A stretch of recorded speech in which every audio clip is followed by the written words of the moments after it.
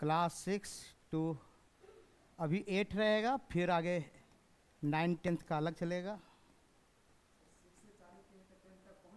क्यों नहीं पहुंचेंगे? आप देखिए तो अभी की, अब तो यही तो फास्ट का गाड़ी आ गया। अब इसमें तो लिखना कम है, पढ़ाना ज़्यादा है, बोलना ज़्यादा है केवल है। इसलिए तो आपको लगता है, हमको लगने से नहीं ना होगा, आपके लगने से नहीं काम चलता है। एकदम 100%। अभी तो बहुत टाइम है, टेंशन क्यों ले रहे हैं? आज देखिए तो आज बेसिक दे रहा है आपको, ABCD, जैसे केमिस्ट्री में ABCD सिखाते हैं ना, उसी तरह इसका भी सीख रहे हैं आज। मैंने बता रहे NCERT आप जरूर पढ़ लीजिए। आप 6 का सबके पास होगा बुक, 6 एवं 7 कम से कम पहले, अभी शुरुआत में भी यही 2 को लिखे हैं, है ना। NCERT चूंकि जो प्रश्न हो सकता है आपको आए, चांस है कि इसी से आएगा। इसमें थोड़ा डिपली भी कर दिए हैं, खाली NCERT पढ़ने से नहीं होगा, बता देते, उसके में भी थोड़ा डिपली डाले हैं, इसलिए आपका मटेरियल भी डिपली मिलेगा। देखिए अभी पता चल जाएगा जो PDF मिलेगा। अंग्रेजी में क्या इसका बोल रहे हैं? हिस्ट्री। ऑनलाइन वाले अगर कोई लिखने में या कहीं पर दिखने में दिक्कत हो तो कमेंट कर देंगे, है ना। हम इतिहास को हम आराम से रिलैक्स होकर आज पढ़ाएंगे, कोई जल्दीबाजी भी नहीं है। आज मेरे पास छुट्टी है, बाकी दिन भागना रहता है, इसलिए दिक्कत होता है। इतिहास को जो हम कह रहे हैं कि कब, पहला टॉपिक है आपका है कब, कैसे, क्यों। जो भी देखिएगा आपका टॉपिक मिलेगा भी 6 क्लास में, देखिएगा कब, कैसे, क्यों, किसका? मानव का विकास का। कब, कैसे, क्यों, और वो कहाँ भी हो सकता है ना, कहाँ होगा शायद, देखिएगा। यानी मानव का जो विकास है, कब हुआ, कैसे हुआ, कहाँ हुआ, ये इसकी कहानी, वो किस में पढ़ना है? इतिहास में। इतिहास में तो एक ये पढ़ना है। दूसरा नंबर, आप उसी को कुछ लोग कहते हैं अतीत की कहानी पढ़ना। क्या है? अतीत की कहानी, यानी पास्ट का। नाम है स्टोरी। देखिए हिस्ट्री में लिखा हुआ है स्टोरी, इसको ब्रेक कीजिएगा तो ये देखिए स्टोरी आएगा, तो अतीत की कहानी। तीसरा कहते हैं लोग सभ्यता एवं संस्कृति की कहानी। चाहे तो नोट कर सकते हैं, सब कुछ नोट्स में मिलेगा नहीं। सभ्यता एवं संस्कृति की कहानी का विकास। कहानी मतलब विकास, कहानी का मतलब कैसे आया, कैसे सभ्य हुए, है ना। तो इतिहास का अध्ययन में क्या करना है? मानव का विकास कैसे, पहले जंगल में रहते थे, कैसे कंदमूल खाते थे, फिर धीरे धीरे 4 पाँव से 2 पाँव वाले बन गए, और फिर आज का मानव विकास लिया। तो सब इतिहास में पढ़ना है। एक चीज और, इतिहास को पढ़ने के लिए हमें क्या चाहिए? इतिहास को पढ़ने के लिए क्या चाहिए? इसको मिटाते हैं। स्रोत। हम कैसे पता चलेगा कि अशोक थे कि नहीं थे? हम कैसे पता चलेगा कि मेगास्थनीज आया था कि नहीं आया था भारत, है ना। कहीं तो उसका कुछ मिलेगा जिक्र ना। हाँ, कैसे हम अपने मन से बोल देंगे अशोक एक आदमी था, राजा था? हम कैसे मान लेंगे अशोक था? अगर हम अशोक की बात लेते, एग्जाम्पल ले रहे हैं, अशोक था कि नहीं था कैसे पता चलेगा? क्योंकि इसका अभिलेख मिला है। क्या मिला है? अभिलेख। देखिए अब यही स्रोत हो गया इसका, अभिलेख। इसको बोलते हैं शिला। अगर पत्थर पर लिखा हुआ तो शिलालेख बोलते हैं, है ना। इंस्क्रिप्शन अंग्रेजी में बोलते हैं। तो कहने का मतलब इसमें अशोक का नाम आया है। अब अशोक का अभिलेख बहुत तरह का है, बहुत से लिपि में भी है, वो अलग डिटेल। अभी चाह रहे हैं कि इतिहास जो लिखा जाता है, लेखन जो किया जाता है, लिखने वाले कौन? इतिहासकार। पहले इसको समझ लीजिए, लिखने वाले कौन? इतिहासकार। और किसके से लिखेंगे? स्रोत से।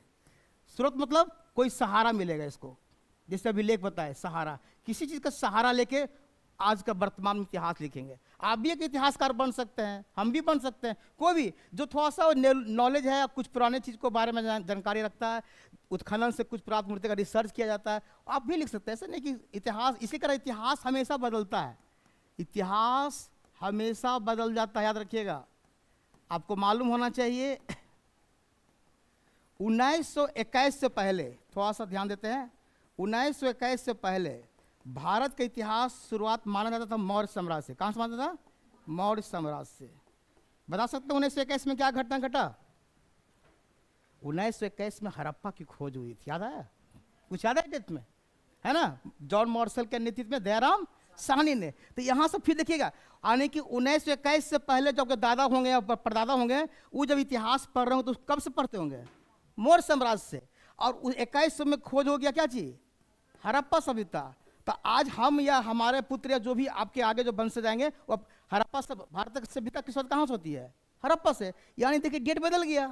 हो सकता आज हमारा पापा, हो सकता हड़प्पा से पहले भी कुछ मिल जाए। तो कभी भी कुछ चेंज हो सकता है इतिहास में। इतिहास में कोई फिक्स चीज नहीं है, याद रखिए। लिए अगर अभी रिसर्च अशोक पर हो जाए, हो सकता अशोक का कुछ और नया चीज मिल जाए। तो रिसर्च करते करते हो सकता है, इसलिए इतिहास में हमेशा परिवर्तन होता रहता है। लेकिन एक और चीज, जो लेखक है, जो इतिहासकार यहाँ बैठा हुआ है, जो लिख रहा है इतिहास को, क्या वो सही इतिहास लिख सकता है? बताइए। अब इस पर थोड़ा चर्चा करते हैं। पहले समझिए एकदम, लिख पीडीएफ देना अलग चीज होगा, तुरंत खाली कहने से नहीं होगा। हम कहना कि जो एक इतिहासकार है, जो सही इतिहास लिखने वाला में क्या गुण होना चाहिए, पहले बताइए।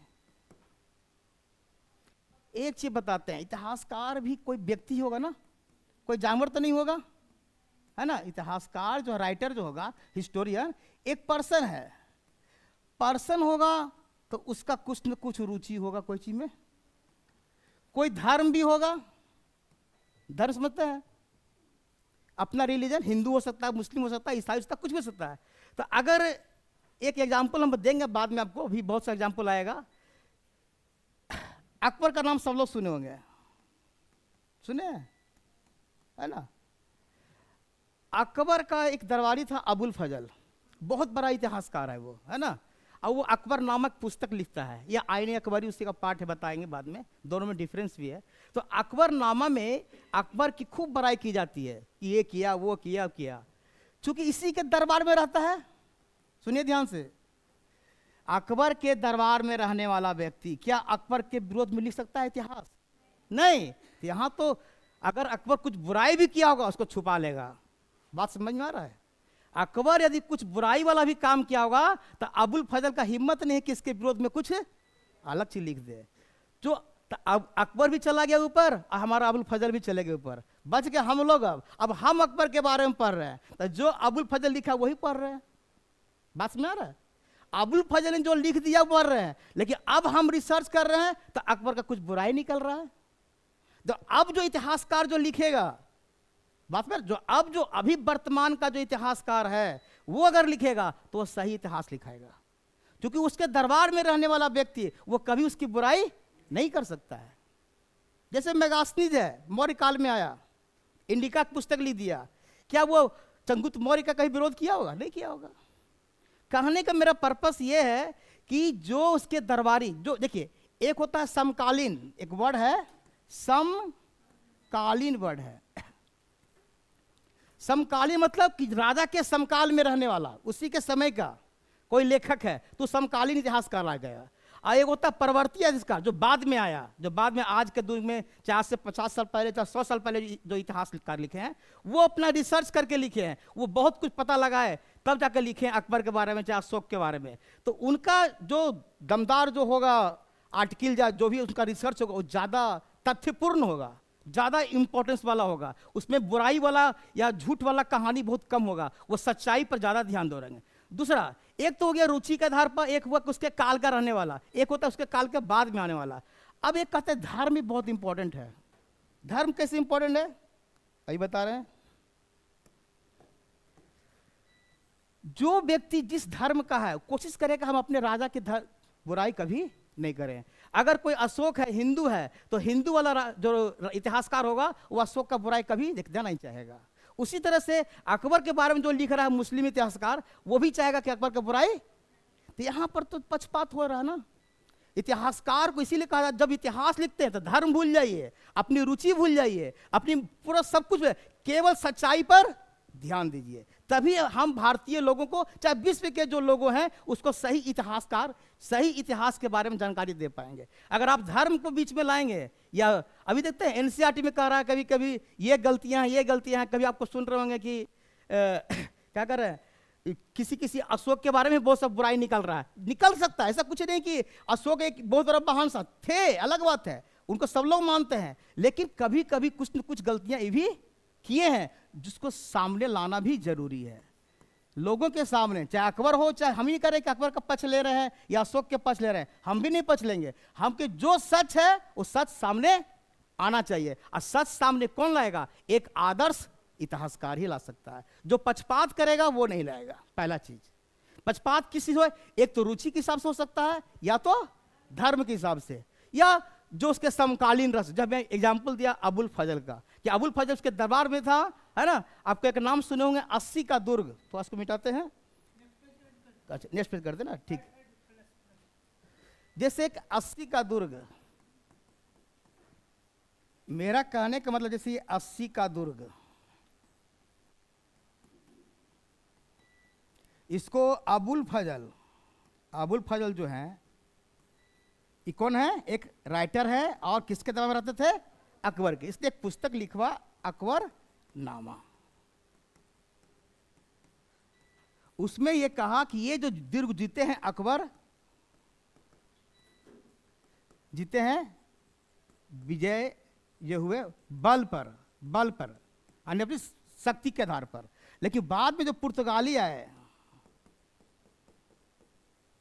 है ना, पुर्तगाली, वास्को डी गामा नाम सुने होंगे ना, 1498, है ना। तो वही पुर्तगाली बाद में जब आते हैं, जब यहाँ गोवा में ज़्यादा दिन रहे, सबसे अंतिम तक यही रहे पुर्तगाली गोवा में। और इसने आकर जब इतिहास लिखा यहाँ का, जब यहाँ के बारे में पढ़ा, तो इसने कहा कि घूस की नीति अपनाई। किसने? अकबर ने। वहाँ के द्वारपाल को, दुर्ग के जो द्वारपाल है उसको उसने क्या किया? प्रलोभन दिया कि तुमको राजा बना देंगे, ये कर देंगे, तुम गेट खाली खोल देना ताकि मेरी सेना रात में घुस जाए। और ये पुर्तगाली ने खोज डाला। अब बताइए, ये पुर्तगाली बाद में आए, एक उसके दरबार में रह रहा है। किसके दरबार में? अकबर में। आपको लग रहा होगा कि अबुल फजल तो चूंकि सामने है, वो देख रहा है सब कुछ, इसका बात ज्यादा सत्य होगा, यही लग रहा होगा ना। एक आदमी उसी के काल में रहकर इतिहास लिख रहा है, और एक आदमी बाद में आकर इतिहास लिख रहा है, अकबर पीछे का चीज। तो आपको ये लग रहा होगा कि अबुल फजल सही बोल रहा होगा, क्योंकि तो सब कुछ देख रहा है, लेकिन आंख भी मुन रहा है। बात समझ रहा है? सब कुछ सही चीज नहीं बता रहा है उसके काल का जरूर, लेकिन बाद में जब इतिहासकार खोज करते हैं तो पता चलता है कि अकबर के माथे पे कलंक लग गया। किस चीज का? घूस की नीति का। तो यहां पर जो इतिहास का लेखन की जो परंपरा है, इसीलिए कहता है, एक डायलॉग ही है, इतिहास के बारे में कहा जाता है अतीत एवं वर्तमान में चलने वाला लगातार संवाद है। क्या है? डायलॉग है, संवाद है। यानी कि एक इतिहास के बारे में यह कहा जाता है कि अतीत और वर्तमान में कौन बैठा हुआ है? इतिहासकार। क्या बैठा हुआ है? इतिहासकार।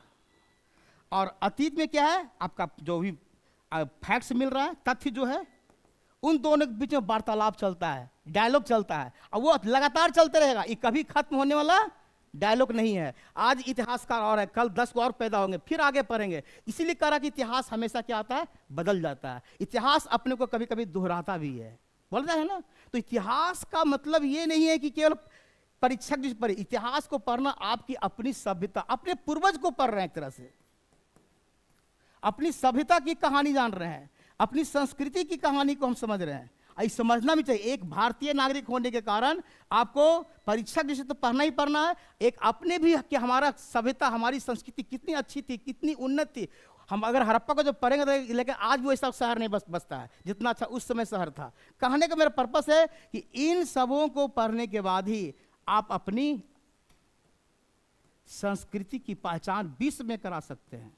संस्कृति की पहचान विश्व में करा सकते हैं, यानी विश्व के मानचित्र पर आपका नाम हो सकता है कि भारत का इतिहास इतना पुराना है, इतनी अच्छी है, इतनी सभ्य थी कि आज तक वैसा इतिहास में कहीं विश्व में ऐसा इतिहास नहीं मिलता है जो हड़प्पा सभ्यता के का प्रूफ कर चुका है। हड़प्पा सभ्यता जब पढ़ेंगे तो वहाँ की नाली, वहाँ का घर उतना अच्छा डिजाइन था, लगता कि आज भी वैसा घर नहीं बनता है। चलिए उसको अलग चीज़ है। मेरा कहने के पहले कि अभी आप कल इतना समझिए कि इतिहास जो है और इतिहासकार, ये दोनों लिखने वाले जो हैं इतिहासकार, वो सच भी लिख सकते हैं और झूठ भी लिख सकते हैं। मेरा कहने का पर्पस कभी ये मत जाइएगा कि अगर उस काल में कोई समकालीन इतिहासकार है तो हमेशा सच ही लिख रहा है। अब रहा कि किस चीज़ पर लिख रहे हैं, किस चीज़ पर हम उसको लिखते हैं, किस चीज को स्रोत बनाएंगे? अभी क्या बताया? बताया था स्रोत ना, स्रोत। स्रोत का मतलब साक्ष्य। हमको तो साक्ष्य चाहिए ना कुछ कुछ। देखिए साक्ष्य कैसे निकलता है। हम एक एग्जाम्पल देते हैं तो आपको क्लियर होगा।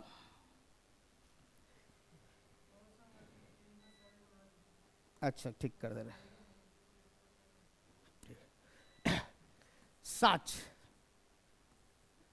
या इसको बोलते हैं स्रोत, है ना। साक्ष्य या सबूत, इसी को बोलते हैं एविडेंस ही बोलते हैं। क्या बोलते हैं अंग्रेजी में? एविडेंस, सबूत, है ना।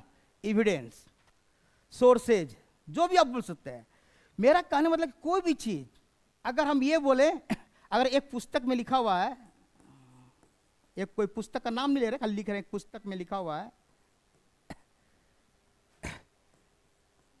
मौर्य काल में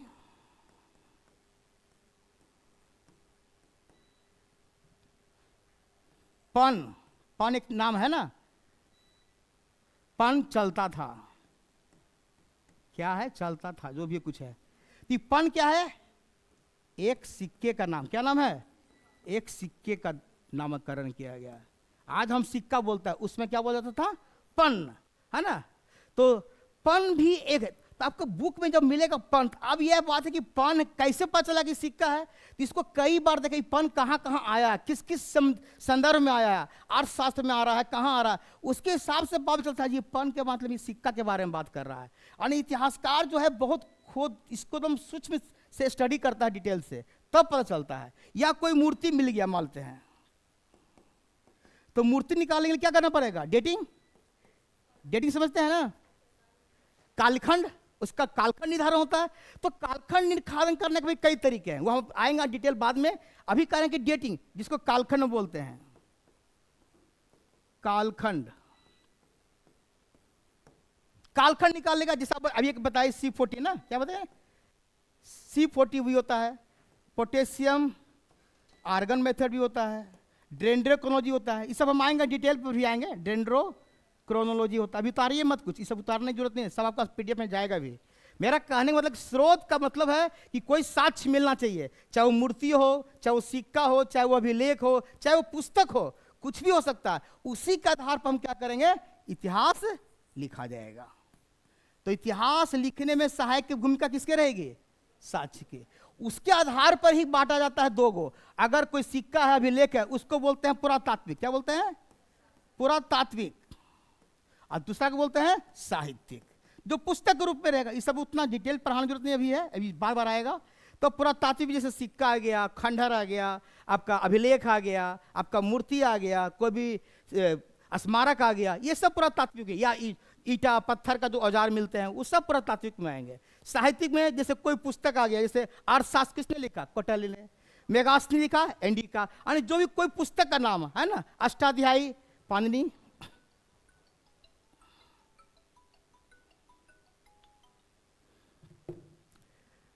अष्टाध्यायी पाणिनि। तो जो भी है मैंने पुस्तक का नाम जो आएगा किसमें आएगा?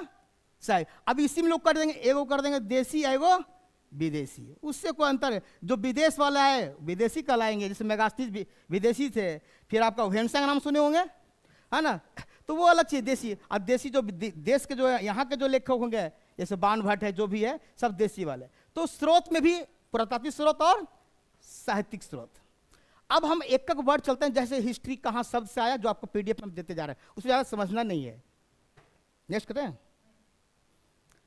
देखिए पहला टॉपिक का जो शुरुआती था, जो जितना बात बोले हैं सब हम लिख दिया ऑलरेडी। कब कहाँ, हम पिछले टॉपिक का नाम ही दे दिए पहले, है ना। इस पर क्यों छोड़िए, चलिए कब कहाँ और कैसे। मैंने कहा कि इतिहास के अध्ययन से क्या जान पाते हैं? अभी बताया कि मानव का विकास कहाँ से हुआ था, कब, कहाँ और कैसे हुआ। अब ये आगे पढ़ेंगे डिटेल कैसे होगा, आगे वो भी पढ़ेंगे। अभी कह रहे हैं कि इतिहास के अध्ययन से भी जान पाते हैं कि मानव ने किस तरह प्राकृतिक संपदा, यानी जो भी खनिज है, पेड़ पौधे हैं, फल फूल है, उसका कैसे खोज किया और कैसे उसका उपयोग किया। आग का आविष्कार कैसे हुआ, है ना, आग के बारे में कैसे जाना, आग का क्या उपयोग किया गया, ये सब हम डिटेल पढ़ेंगे। यह भी जानते हैं कि मानव खेती, कढ़ाई, बनाई, धातु कर्म या और भी अन्य जो भी खोज हुआ, वो सब इतिहास में दर्ज है। और उसके बारे में साक्ष्य जब भी पढ़ें किसके आधार पर? साक्ष्य के आधार पर। बिना साक्ष्य के हम कुछ नहीं इतिहास में पढ़ते हैं। साक्ष्य रहेगा तभी उस बात को सत्य मानते हैं। जैसे अभी थोड़ा सा महाभारत और रामायण के बारे में थोड़ा विवादित हो रहा है, पता है ना, साक्ष्य के अभाव के कारण। लोग कहते हैं रामेश्वरम सेतु है ना, लेकिन कुछ लोग नहीं मानते हैं। कोई कहता है महाभारत लड़ाई हुआ नहीं था, एक काल्पनिक कहानी बना दिया गया है ना। जैसे सीरियल में काल्पनिक कहानी चलता है उसी तरह से यहाँ भी काल्पनिक, लेकिन अभी उस पर रिसर्च की बाकी है। अभी पूरा 100% रिसर्च चल रहा है। देखिए क्या होता है, सच्चाई कहाँ तक आती है ना। और जंगलों की कैसी सफाई हुई, जंगल कैसे कटा हुआ तो अलग से, कैसे गांव से नगर, नगर से फिर शहर बना, जो भी आपका वो हड़प्पा में। देखिए ये इंपॉर्टेंट है, इतिहास शब्द कहाँ से आया, नोट कीजिए, इसको हल्का कर नोट भी कर चलिए। इतिहास एक पहले संस्कृत शब्द से आया है, मितिहास, मितिहास लिखा हुआ भी है।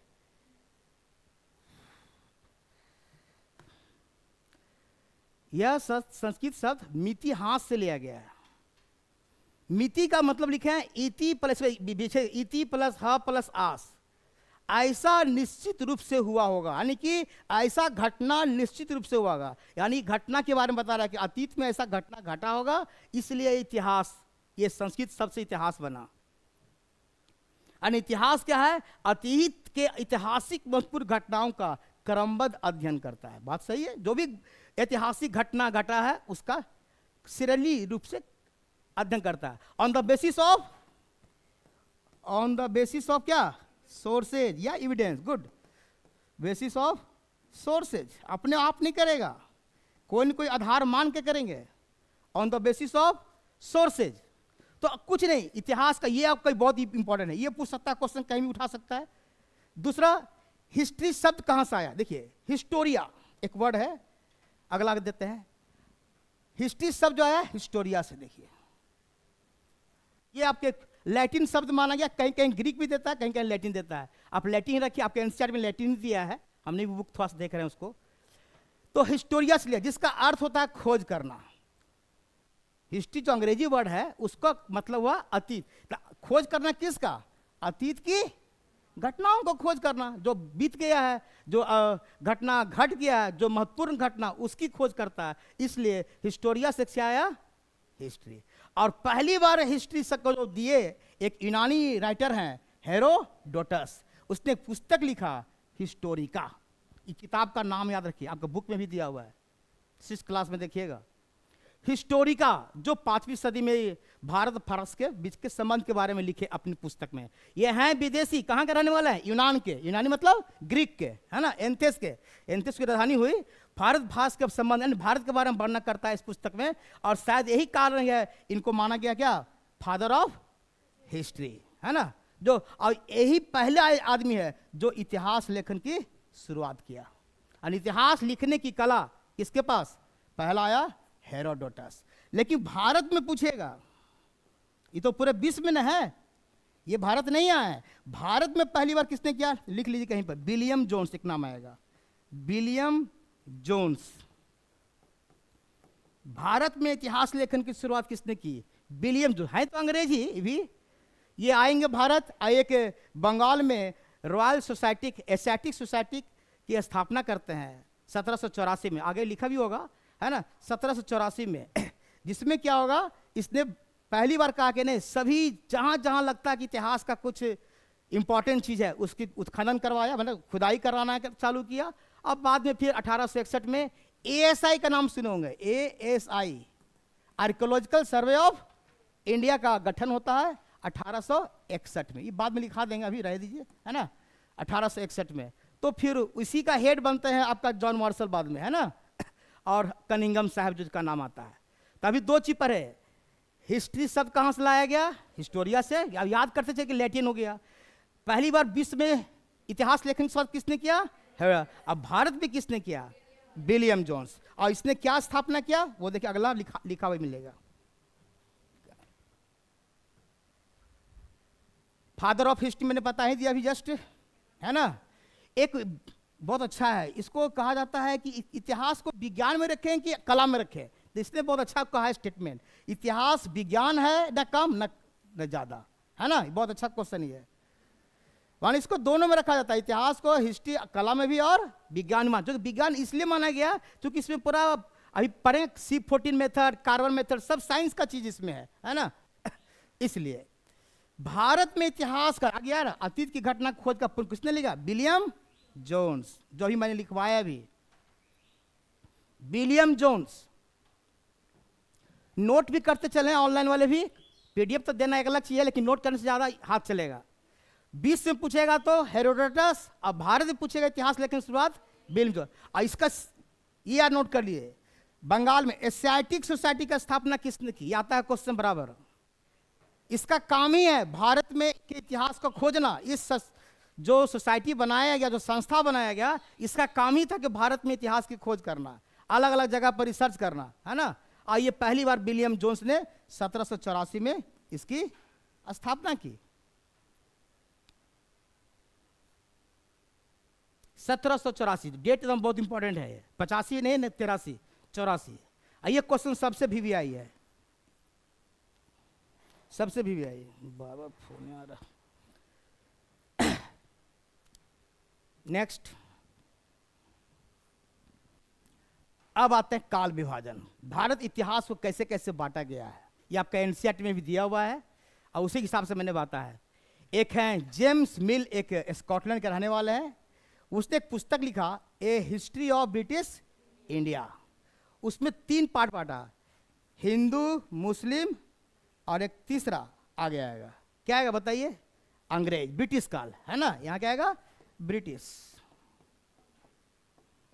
काल बोलिए, चाहे भारत, कहीं कहीं भारत लिख देता है, कोई बात नहीं है, लिखेगा हिंदू भारत, मुस्लिम भारत और ब्रिटिश भारत। यानी कि पहले हिंदू का शासन हुआ। अशोक से कौन थे? अशोक मौर्य काल में जो भी जाए, आपका चंद्रगुप्त मौर्य, फिर आपका गुप्त वंश, फिर आपका हर्षवर्धन, सब क्या ये हिंदू का है। यानी पूरा एंशिएंट जो हो गया, यानी प्राचीन भारत जो हो गया हिंदू काल में। और ये बांटने वाला कौन? ये पूछ सकता है किसने बांटा इस आधार पर? जेम्स मिल लेगा। यानी धर्म के आधार पर बांट रहे हैं एक तरह से। मुस्लिम काल मेडावल पूरा हो गया, यानी मध्यकालीन, कुतुबुद्दीन ऐबक से लेकर सीधे मुगल तक। और ब्रिटिश जब आ गए तो ब्रिटिश का काल हो गया, यानी 1947 तक पूरा मॉडर्न का आधुनिक भारत।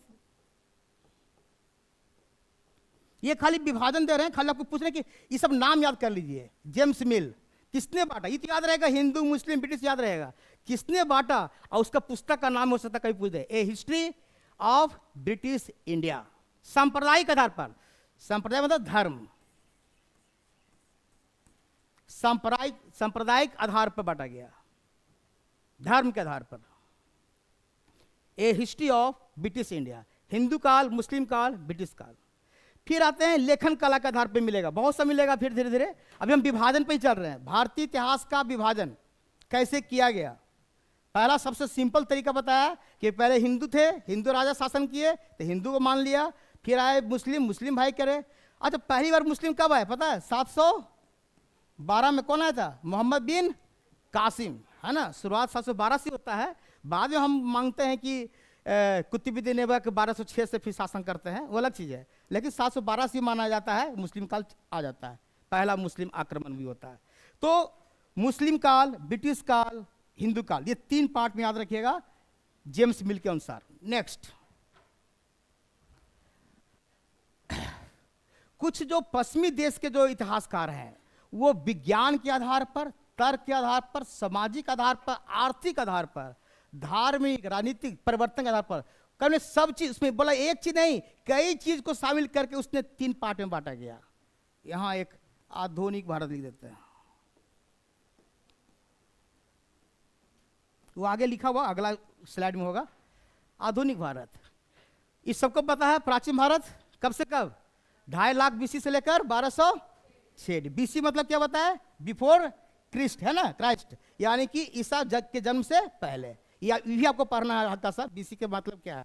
मध्यकालीन भारत 1206 से 1707, और आधुनिक भारत कर दीजिए 1707 से 1947। ये पहले बार पता आ चुके हैं। एडी मतलब क्या होता है? एनो डोमनी, लिख लीजिए। BC मतलब बिफोर क्राइस्ट और एडी मतलब एनो डोमनी। इसको नोट कर ली, कभी को पूछ सकता है फुल फॉर्म, कोई बड़ी बात नहीं है, आपके 6th क्लास में दिया हुआ है डिटेल से, वहां भी पढ़िएगा।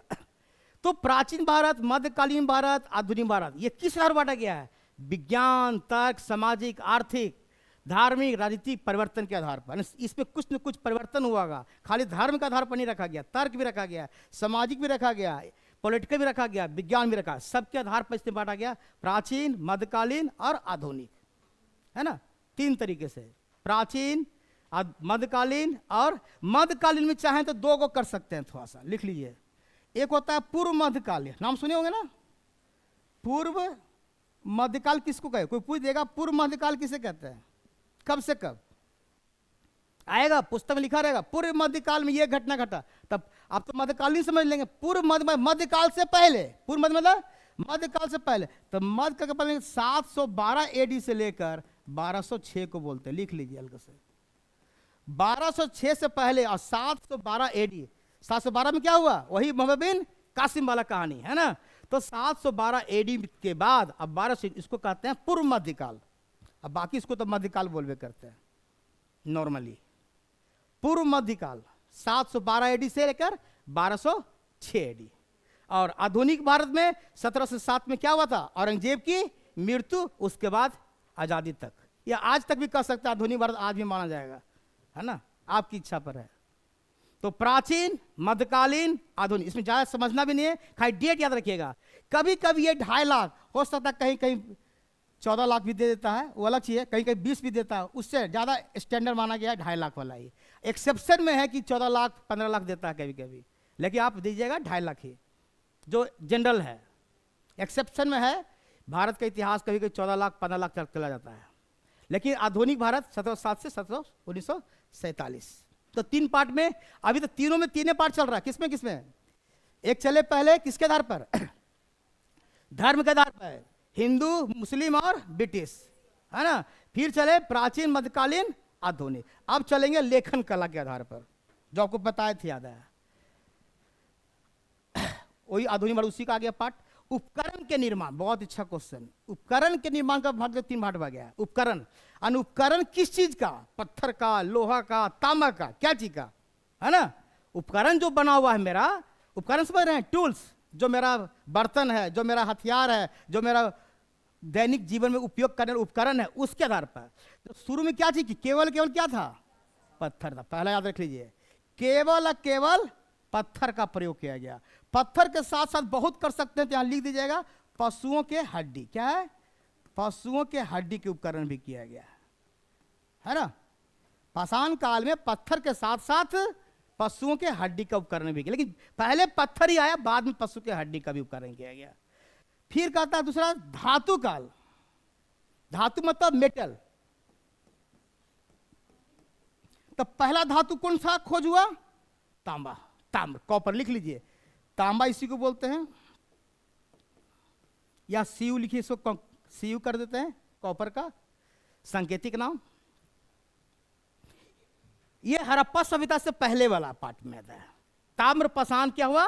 हड़प्पा सभ्यता से जस्ट पहले वाला, और इसी को हम बोलेंगे बाद में चैल्कोलिथिक, फर्स्ट, सेकंड, थर्ड आता है। ताम्र पाषाण को 1, 2, 3 होता है बाद में। अभी खड़ा कि आपको पाषाण काल कब से कब? 2.5 लाख से 3000। धातु काल उसके बाद का, यानी कि 3000 से स्टार्ट होगा। कब होगा? 3000 BC से आगे का डॉट डॉट डॉट जहां तक जा सकता है। तो ताम्र पाषाण हड़प्पा के जस्ट पहले। अब उसके बाद क्या आएगा? कांस्य युगीन। क्या आएगा? कांस्य युगीन, जो कि हड़प्पा का नाम सुने होंगे ना। हड़प्पा कौन, कैसा सभ्यता था? कांस्य युगीन सभ्यता, यानी कि इसमें कॉपर प्लस टिन मिलाकर क्या बनाया जाता था? कांसा। लिख लीजिए, इसमें कॉपर यानी कि तांबा, कॉपर प्लस टिन मिलाकर इक्वल टू कांसा बनता था। यह हड़प्पा में पढ़ाएंगे भी, है ना। कांस्य युगीन सभ्यता हड़प्पा में, हड़प्पा से जस्ट पहले ताम्र पाषाण। ताम्र पाषाण मतलब कि तांबा भी है और पाषाण भी है, याद रखिएगा। ऐसा नहीं कि तांबा खाली, तांबा तो आज भी प्रयोग कर रहे हैं, अब पाषाण भी आज प्रयोग कर रहे हैं। तो ताम्र पाषाण इसलिए नाम है कि दोनों साथ साथ चल रहा है। कांस्य युगीन, कांसा का ज्यादा प्रयोग, ऐसा नहीं कि तांबा भूल गए, तांबा भी चल रहा है, लेकिन अभी लोहा नहीं आया। इसके बाद क्या आएगा? लोहा, लोह युगीन, 3 पार्ट में। देखिए कहां से गिना गया, हड़प्पा सभ्यता, अब फिर क्या गया, लौह अगेन उत्तर वैदिक काल। लिख लीजिए लौह बिन 1120 से चालू होता है। और यहाँ का नाम कीजिएगा अतरंजी खेरा, एक जगह है अतरंजी खेरा, अतरंजी खेरा, जहां से लोहा का पहला साक्ष्य मिला। लिख लीजिएगा लोहा का साक्ष्य पहली बार कहां से मिला भारत में, अतरंजी खेरा, क्या हुआ, यूपी में, नोट कर लीजिए, यूपी में, उत्तर प्रदेश। लौह युगीन, आइए उत्तर वैदिक से शुरुआत होता है, उत्तर वैदिक 1000 से शुरुआत होता है, लेकिन 1120 का डेट दिए हैं। आपका उत्तर वैदिक का जो पीरियड है 1000 BC से लेकर 600 BC है ना, लेकिन हम 11 BC बन उसी काल में पूछ सकता है कि अब एक क्वेश्चन पूछेगा, देखिए ध्यान से, अब यहां से एक ही क्वेश्चन डायरेक्ट आ जाता है कि हड़प्पा काल के लोग लोहा के बारे में जानकारी था नहीं। देखिए लोहा बाद में आया ना, तब पहले कैसे इसको जानकारी होगा, तो हड़प्पा के बारे में क्या होगा, तांबा के बारे में पता होगा, टीन के बारे में पता होगा, कांसा के बारे में पता होगा, ये सब का, गोल्ड के बारे में पता है ना, गोल्ड का मिलता है और सामान। तो हड़प्पा सभ्यता में कोई पूछेगा इसमें लोहा नहीं, लोहा क्रॉस, तो पहला क्वेश्चन नहीं पूछ सकता कि हड़प्पा सभ्यता के लोग लोहा के बारे में या लोहा के कोई बर्तन वहां से नहीं मिला है, क्योंकि लोहा का खोज कब से हुआ है, 1100 BC से। कहां से हुआ पहली बार, अतरंजी खेरा। तो ये एक इंपॉर्टेंट क्वेश्चन हो गया, लौह युगीन सभ्यता, आयरन एज बोलते हैं। ये हो गया ब्रॉन्ज एज, आयरन एज, और ऊपर से कॉपर स्टोन एज जो पहले पढ़ रहे थे। तो उपकरण के निर्माण के आधार पर, उपकरण के बनाने के आधार पर, उपकरण किस चीज से बनता था उसके आधार पर 3 पार्ट बांटा गया, क्या कि ताम्रपाषाण, ताम्रपाषाण, फिर है कांस्य युगीन और लौह युगीन, 3 प्रकार का। और सभी में चल रहे हैं 3 प्रकार, उधर भी चले हिंदू मुस्लिम ब्रिटिश, फिर क्या चले प्राचीन मध्यकालीन और आधुनिक, 3 ही चल रहा है। अच्छी बात की याद करना आसान रहेगा, और आगे भी 3 को ही चलेगा। अब आ गया लेखन कला के आधार पर, ये तो और भी आई है, यहीं से तो इतिहास शुरुआत होगा आपका। कहाँ 4 हुआ, वो अलग है ना, उसका पार्ट बता रहा है ना, पाषाण का बता रहे, धातु का 3 को ही हुआ ना, धातु का 3 को हुआ, एक बताया पाषाण अलग बताया, एक धातु में 3 पार्ट बता रहा है। धातु में कौन है, ताम्र, कांस्य और लौह, इसमें बता रहे हैं 3 को। तो मल्ली रूप से 2 ही प्रकार वहां हुआ। चलिए लेखन कला के आधार पर कौन कौन, ये इंपॉर्टेंट है, प्राग ऐतिहासिक, या इसी को बोलते हैं प्राक इतिहास, सीख लीजिए, प्राक इतिहास इसी को कहते हैं, या इतिहास, प्राग ऐतिहासिक बोलिए चाहे प्राक इतिहास कहिए, इसको बोलते हैं अंग्रेजी में प्री हिस्ट्री या प्री हिस्टोरिक पीरियड, जो बोले। आपको पहले भी पिछले क्लास में सब बताए थे कि प्री हिस्टोरिक पीरियड या प्राग, उसमें का जिसमें मानव लिखना और पढ़ना नहीं जाए, सबसे इंपॉर्टेंट है, लिख लीजिए, न ही राइटिंग था और न ही रीडिंग था, ये बहुत इंपॉर्टेंट है, अगर याद है तो अच्छी बात है। प्रागैतिहासिक काल में अगर जब राइटिंग भी नहीं लिखा तो इसका कोई लिखा हुआ सच मिलेगा नहीं ना, इसलिए केवल इसके लिए क्या होगा, पुरातात्विक स्रोत, क्या होगा, पुरातात्विक स्रोत इसका काम करेगा। इसको जब लिखेंगे तो क्या चीज में करेंगे, केवल पुरातात्विक स्रोत का मतलब क्या हुआ, जो उत्खनन से मिला, पत्थर है, औजार है, जो भी है ना, कोई लिखा हुआ साक्ष्य नहीं मिला, खाली पुरातत्व जो उत्खनन से मिला उसको पढ़ने के लिए, तभी उसको पढ़ के ही हम यहाँ से पता चलेंगे कैसे लोग रहते थे, क्या करते थे। पहला पालतू पशु, आप पता है पहला पालतू पशु कौन है, कुत्ता, तो उसका भी प्रमाण कैसे पता चला, वो बताएंगे बाद में, कहानी उसका लगी, कैसे उसका हड्डी मिला, या हड्डी के आधार पर पता चला कि ये कुत्ता का हड्डी है ना, बाद में पता कि घोड़ा भी उसका पालतू था, फिर बाद में पता चलेगा कि बकरी भी पालतू है, धीरे धीरे सब पता चला कि कैसे कैसे पालतू का, और उसका डेट निकालने का तरीका बताएंगे कैसे निकलता है।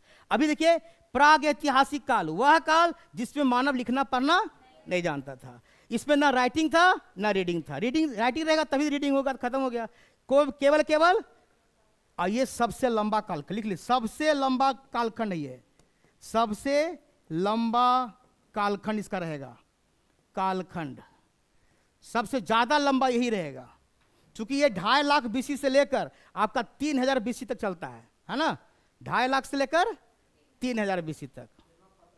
कितना करते हैं, चलिए कोई बात नहीं, कर दूर वाला के लिए कर रहे हैं, दूर वाला कि थोड़ा सा पतला करते हैं, कोई बात नहीं, चलिए ठीक है। ऑनलाइन में थोड़ा दिक्कत होता है, उन लोगों को पतला नहीं दिखता है। चलिए अभी हम कोशिश कर रहे हैं प्राग ऐतिहासिक काल, वह काल जिसमें मानव पढ़ने लिखने जाता, सबसे लंबा कालखंड इसी को माना। ये क्वेश्चन आ चुका है सीटेट में, एक बार आया हुआ है कि किस कालखंड का सबसे लंबा दौर था, तो किसका नाम होगा? प्रागैतिहासिक काल। नेक्स्ट आ भी गया, देखिए वही लिखा हुआ है। इसके लिए देखिए केवल कौन साक्ष्य है? पुरातात्विक, आर्कियोलॉजिकल एविडेंस जिसको बोलते हैं। सबसे लंबा कालखंड अभी मैंने जो बताया वही चीज लिखा हुआ है। इसमें केवल पत्थर का मिलेगा और पशुओं के हड्डी के उपकरण। अभी बताया जस्ट पहले पत्थर वाला में आई कब से पीरियड है, 2.5 लाख से लेकर 3,000। इसको नोट भी करते चलिए, तो लिखिएगा तो हाथ चलेगा। तो ऐसा आपको पीडीएफ रखा रह जाएगा मोबाइल में। अब मोबाइल एक बार कहीं खराब हुआ तो सब पीडीएफ गायब है ना, तो फिर खोजते रहिएगा कहाँ मिलेगा। इसलिए माल बहुत चोरी हो गया, कुछ हो गया है ना। चलिए ठीक है, आप कर लीजिए ना, घर में लैपटॉप है, डाल दीजिए ले जाके, कोई दिक्कत नहीं है, कहीं भी रख सकते हैं आप। ले जाइए भैया के पापा का मोबाइल सब में डाल दीजिए, सब पढ़ते रहेंगे, है ना। चलिए सब लोग पढ़ते रहेंगे। 2.5 लाख BC से लेकर बाकी मेरा वीडियो भी आपका अपलोड हो जाएगा, तो यूट्यूब पर भी कुछ न कुछ रहेगा ही रहेगा। चलिए, इस काल के अध्ययन के लिए पुरातात्विक साक्ष्य क्वेश्चन आता है कि कौन सा कालखंड, कौन सा इतिहास का कालखंड केवल जिसमें केवल पुरातात्विक साक्ष्य का ही जिक्र करता है? बताइए, प्रागैतिहासिक काल। अभी जस्ट इसके बाद आएंगे पत्थर एवं पशुओं के हड्डी के उपकरण। ये पशुओं के हड्डी का मतलब क्या हुआ? जैसे हिरन, आपका बाघ, फिर आपका बकरी, जिसमें बताया ना, आप लोग सुने होंगे पहले, अभी भी बहुत साथ देखिएगा घर में जो चमड़े का खाल रहता है ना, उसको पहनते भी थे, और प्लस कुछ कुछ सामान नमक उमक रखने के लिए, क्योंकि पिघले नहीं, उसका यूटिलाइज किया जाता था, तो उस समय भी करते थे। तो 2.5 लाख BC से लेकर, ये डेट याद रखिएगा, डेट भी इंपॉर्टेंट है। ये 2.5 लाख कुछ में बता रहे हैं, बार बार रिपीट कर रहे हैं कि 14 लाख भी दे सकता है, कहीं कहीं 20 लाख भी देता है, इससे डरना नहीं है। एवरेज यही रखिएगा, कालखंड पर आपको क्वेश्चन ज़्यादा नहीं पूछिएगा, है ना। लेकिन एवरेज याद कि 2.5 लाख से इधर शुरुआती में थोड़ा सा कुछ किताब अलग अलग देता है, उससे कोई मतलब। आप NCERT भी रखिए मान्य, या नॉर्मली जो एवरेज रखा गया डेट यही रखा गया। तो ये किसमें था? प्रागैतिहासिक में। इसके बाद कौन आएगा बताइए आप ही लोग? प्रोटो, यानी कि जिसमें राइटिंग रहेगा लेकिन रीडिंग नहीं हो पाएगा। आ गया, देखिए आद्य ऐतिहासिक। प्रोटो हिस्टोरिक पीरियड, वह काल जिसमें मानव लिखना जानता था, राइटिंग है, यानी कि राइटिंग है लेकिन रीडिंग आज का मानव उसको नहीं कर पाया। याद रखिएगा, लिखना जानता था परंतु वर्तमान में मानव उस लिपि को पढ़ने में सफल नहीं हो पाया। अगर सफल हो जाएगा तो इसको दूसरा काल में रखना पड़ेगा इस चीज को, है ना। इसमें भी जो सफल नहीं हुआ तो कोई साहित्यिक मिलेगा नहीं, केवल क्या मिलेगा? यानी यहां भी पुरातात्विक और वहां भी प्रागैतिहासिक में भी तात्विक। और इसी काल में क्या आता है? हड़प्पा सभ्यता। बहुत भी है, टिक लगाइए। हड़प्पा, यहां पांच छूट गया है, ठीक है। हड़प्पा सभ्यता किस कैटेगरी में आएगा? हिस्टोरिक में कि प्री हिस्ट्री में कि प्रोटो में? प्रोटो में। बहुत इंपॉर्टेंट क्वेश्चन। और इसका डेट 3000 से 600 BC माना गया। एक और इंपॉर्टेंट, वैदिक काल कहां आएगा? ये नोट कर लीजिए हल्का सा। वैदिक एज कहां आएगा? पता है वैदिक काल का कालखंड पहले कितना होता पता है सबको?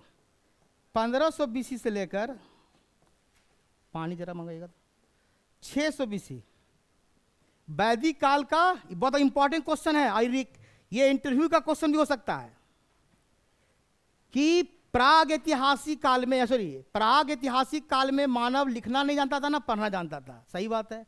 आज ऐतिहासिक में लोग लिखना जानते थे लेकिन आज का मानव पढ़ने में कामयाब नहीं हो पाया, जो भी कारण से, टेक्निकल कारण अभी नहीं, रिसर्च चल रहा है। लेकिन वैदिक काल के लोग क्या करते थे ये बताइए। इसका डेट के हिसाब से तो इसी में चला जाना चाहिए। देखिए तो 1500 BC कहां गया है? 600, और यहाँ 30 कितना रहा? 600, यानी डेट के हिसाब से तो इसी में आना चाहिए। लेकिन नहीं, ये अपवाद है, लिख लीजिए। ये आएगा इसी में, लेकिन इसको अपवाद में रखते हैं। कुछ लोग अपवाद मानते हैं, कुछ लोग इसी में डाल भी देते हैं, लेकिन अपवाद है, कारण बताते हैं। वैदिक काल बहुत इंपॉर्टेंट, अभी पढ़ा नहीं रहे हैं वैदिक काल, लेकिन चूंकि थोड़ा सा यहाँ रिसर्च का चीज है कि वैदिक काल को कहां रखें, क्योंकि इसमें तो लिखा हुआ सच है। क्योंकि इसमें हम 4 वेद का नाम लेते हैं ना, ऋग्वेद, यजुर्वेद, सामवेद और अथर्ववेद। उसी चारों वेद के आधार पर वैदिक काल को पढ़ते हैं, है ना। और वैदिक काल को पढ़ने के लिए केवल साहित्यिक साक्षी है। एक मेरा और इंपॉर्टेंट, साहित्यिक साक्ष्य। हड़प्पा को पढ़ने के लिए केवल पुरातात्विक साक्ष्य, लेकिन वैदिक काल को पढ़ने के लिए केवल केवल साहित्यिक साक्ष्य। तो सब साहित्यिक साक्ष्य का मतलब इसको आज मानव पढ़ने में कामयाब होगा तभी नहीं इसका साक्ष्य के रूप में प्रयोग कर रहा है। जो लिखा हुआ है वेद के बारे में, ये वेद पे लिखा हुआ है, उसको मानव आज पढ़ लिया है, लेकिन फिर भी इसको कह रहे हैं कि यहाँ नहीं रख सकते हैं, ये अपवाद है। रख सकते हैं लेकिन एक अपवाद के ऊपर है। यहाँ इसके नियम के हिसाब, जिसका रूल है, जिसका तर्क दिया जा रहा है कि लिखना जानता था, पढ़ने मानव का, लेकिन यहाँ तो मानव कामयाब नहीं है। वैदिक काल का जो लिखा हुआ वेद को मानव पढ़ रहा है ना, हमारा पंडित जी पूरा श्लोक इसी से लेते हैं, गायत्री मंत्र, है ना। तो सब पर तो आखिर ऐसा क्यों कहा जा रहा है? इसलिए जरा यहाँ आज की बात सुन लीजिए, इसको थोड़ा सा हम अलग से बताते हैं। वैदिक काल का जो इंपॉर्टेंट चीज क्या है, आपको पता है कि वैदिक काल के लोग पढ़ना जानते थे, लिखना जानते थे? मालूम? बताइए कोई। कहिएगा सर अरे इसका किताबें मिल रहा है, वेदे लिख दिए तो काहे नहीं होगा? क्या बोल सकते हैं ना कि नहीं?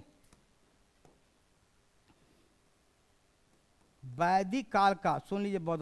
वैदिक काल में हम एक ही क्वेश्चन पूछते हैं कि मानव जो थे वो राइटिंग जानते थे कि नहीं जानते थे? खाली इतने बताइए हमको।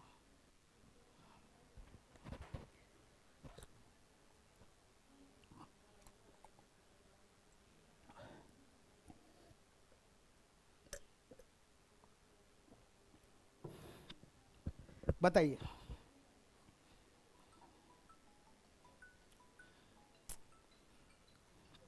एक मिनट, फोन आ रहा था, तब सोच के बताइए, तब तक आ रहा है।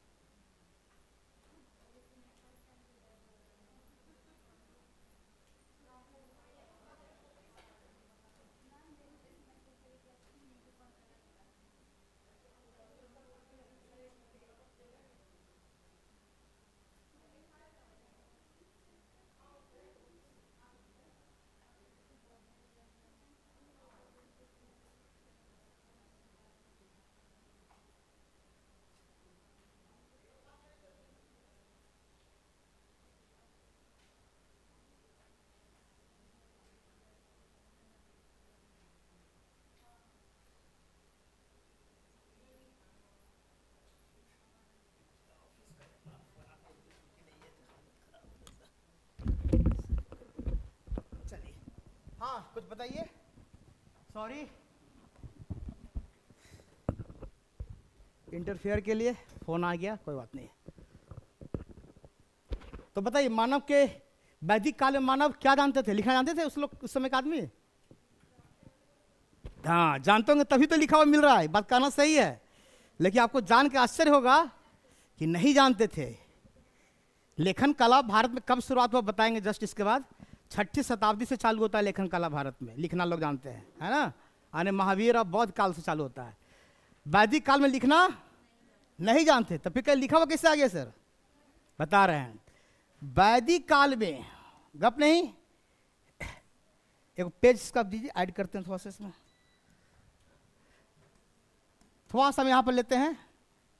वैदिक काल में जो मानव थे वो लिखना नहीं जानते थे, याद, राइटिंग उनके पास नहीं था। तो बोले क्या कर रहे थे बैठ के, है ना, पढ़ रहे थे, सही बोल रहे हैं, पढ़ रहे। उसमें गुरु आश्रम, गुरु होता था, गुरु आश्रम, क्या समझ रहे हैं? गुरु आश्रम में गुरु पढ़ाते थे एक पेड़ के नीचे बैठ के, और 20, 50, 60 जो भी है, जितना कैपेसिटी है गुरु का, है ना, जैसा जैसा कोचिंग चल रहा, किसी में 5 लाख, किसी में 20, किसी में 1000, है ना। तो उसी तरह से सब गुरु चेला बैठ के नीचे सुनते थे। केवल क्या करते थे? सुनते थे। बहुत इंपॉर्टेंट क्वेश्चन है ना, नींद आता था चलिए आया होगा, एकदम आया होगा। वही कारण और दिक्कत भी हुआ बाद में। गुरु चिल्लाते थे और उसी को लोग पहाड़ा, जैसे आप देखते हैं, आप बच्चे क्लास में जब गिनती होता है लास्ट में 3 बजे के बाद, एक 1 2 याद आ रहा है, अब फिर उल्टा चलते थे, 99, 100, 99, 98, 97, 95, 96 उल्टा चलते थे, याद है? तो वही चीज वहां होता था। गुरु खूब मंत्र, गुरु क्या पढ़ते थे? मंत्र। अब बच्चा उस मंत्र को दोहराता था, जिसको जितना कैपेसिटी है वो याद कर लेता था, है ना, वही तेज बनता था। बाद में गुरुजी मरे, उसके जगह पर वही गुरु बन जाता था। जो तेज स्टूडेंट था वही उनके जगह पर गुरु बनता था। तो ये सुनकर, यानी सुनकर लिखा गया साहित्य, इसलिए इसको कहा जाता है वेद को श्रुति साहित्य। एक वर्ड है श्रुति साहित्य, यानी कि ये जो वैदिक काल है, इस काल में क्या क्या घटना घटा वो सब मंत्र में रखा हुआ है। क्या चीज में लिखा हुआ है?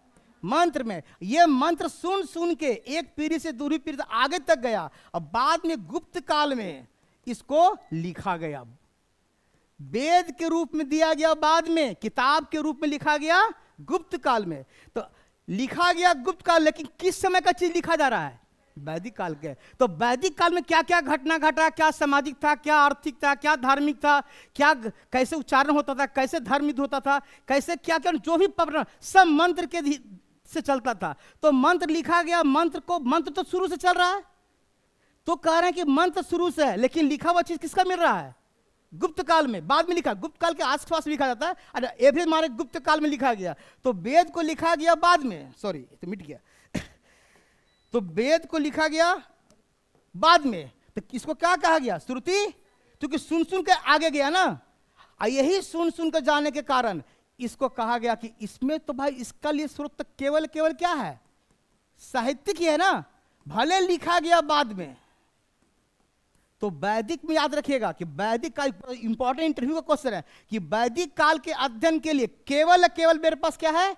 साहित्यिक स्रोत, वही 4 वेद, वही उपनिषद बोलिए, वही ब्राह्मण बोलिए, है ना, पुराण बोलिए, जो भी बोलिए, यानी कि वैदिक काल में हमको यही इंपॉर्टेंट है। लेकिन इसके काल का आदमी को कोई लिखना पढ़ना नहीं आता, खाली बोलना आता था, पढ़ना भी नहीं। पढ़ना बोलना अंतर है। आप पढ़ेंगे नहीं सीटेट में? हाँ, LSRW याद आ रहा है? लिसनिंग, स्पीकिंग, रीडिंग और राइटिंग। LSRW ये है स्पीकिंग बोलना, और ये है रीडिंग पढ़ना।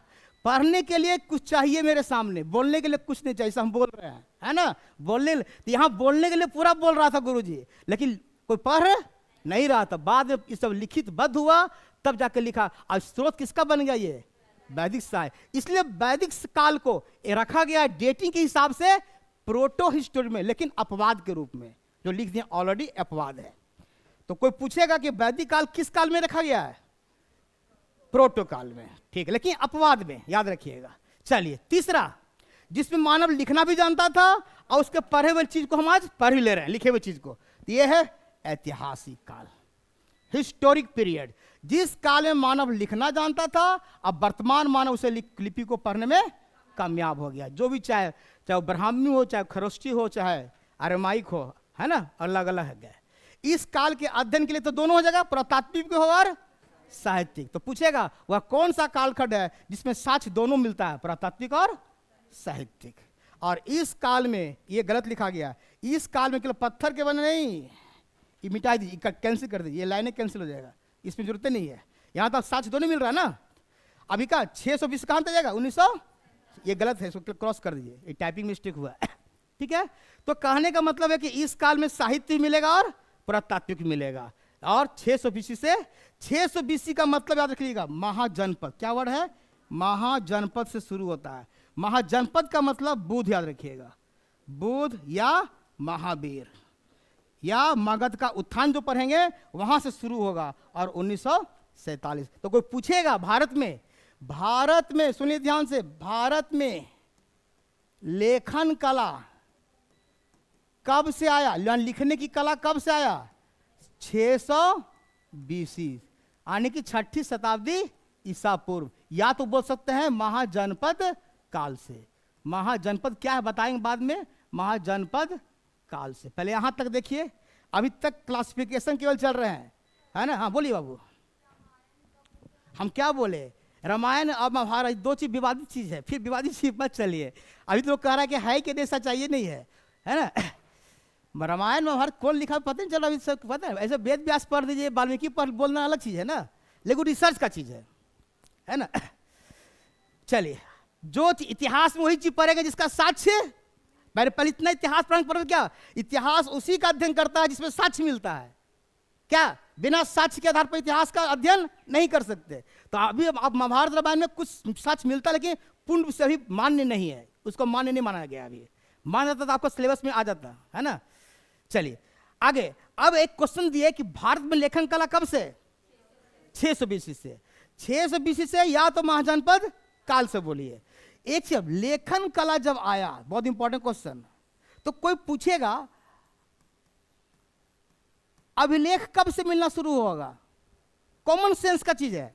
हम आपको बोल रहे हैं कि लेखन कला 600 बीसी से, हम बोल रहे हैं कि अभिलेख कब से मिला हुआ। अभिलेख का डेटिंग करेंगे तो बहुत से बहुत ज्यादा, कितना पुराना जाएगा? 600 बीसी। अभिलेख का मतलब ही होता है पत्थर पर लिखा हुआ, ताम्र पर लिखा हुआ, कहीं चीज पर लिखा हुआ चीज जब आएगा तो कब आएगा? 600 बीसी। यानी कि हड़प्पा में अभिलेख नहीं मिलेगा, मिलेगा अभी उसको पढ़ने में कामयाब अभी एक जगह है, धौलावीरा एक जगह, जहां कहता है शिला पत्थर पर कुछ लिखा हुआ लिपि है, लेकिन पढ़ने में कामयाब अभी, तो उसको अभिलेख पूर्ण रूप से माना नहीं गया है। अभिलेख माना गया लेकिन उतना नहीं माना गया। लेकिन अभिलेख की शुरुआत कब से मानेंगे फिर हम? 600 बीसी। ये उसी तरह सिक्का, देखिए हम एक एक क्वेश्चन से कहां से क्वेश्चन निकाल रहे हैं। सिक्का है तो 1 रुपया 2 रुपया कुछ तो लिखा रहेगा, आना चाना माना। पहले आना चलता था ना, 1 आना 2 आना, है ना। तो या तो पहले उभी रहे तो एक पहले स्टाम्प मारते थे। कोई भी सिक्का था उस पर एक स्टाम्प लगता था, क्योंकि पंच, इसको पंच मारते थे, इसलिए इसको कहते थे पंच मार्क सिक्का। नाम सुने होंगे आप लोग।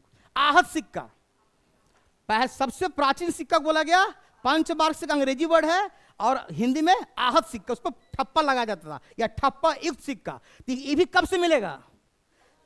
यानी कि लेखन कला से रिलेटेड देखिए 2-3 क्वेश्चन निकल गया। अभिलेख वाला मिल गया और सिक्का का मिल गया। कि सिक्का का भी शुरुआत कब से भारत में हुआ होगा?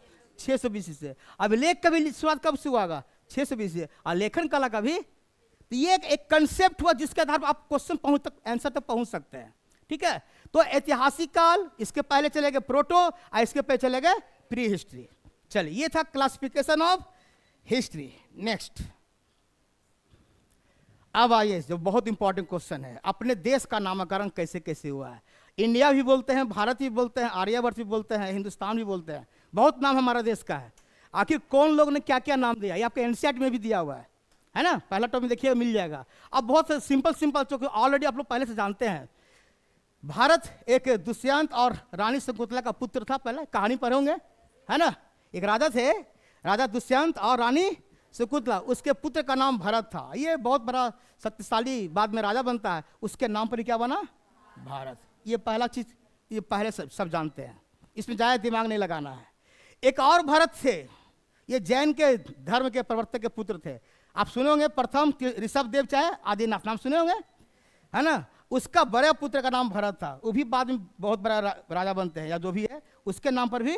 ये जैन धर्म के हिसाब, देखिए ये जैन साहित्य के हिसाब से, ये पुराण या कोई कथा के अनुसार से, है ना।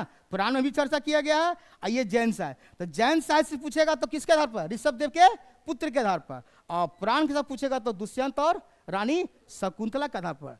तो भारत यानी इंडिया जिसको आज बोल रहे हैं, उसका भारत नामकरण 2 तरीके से हुआ।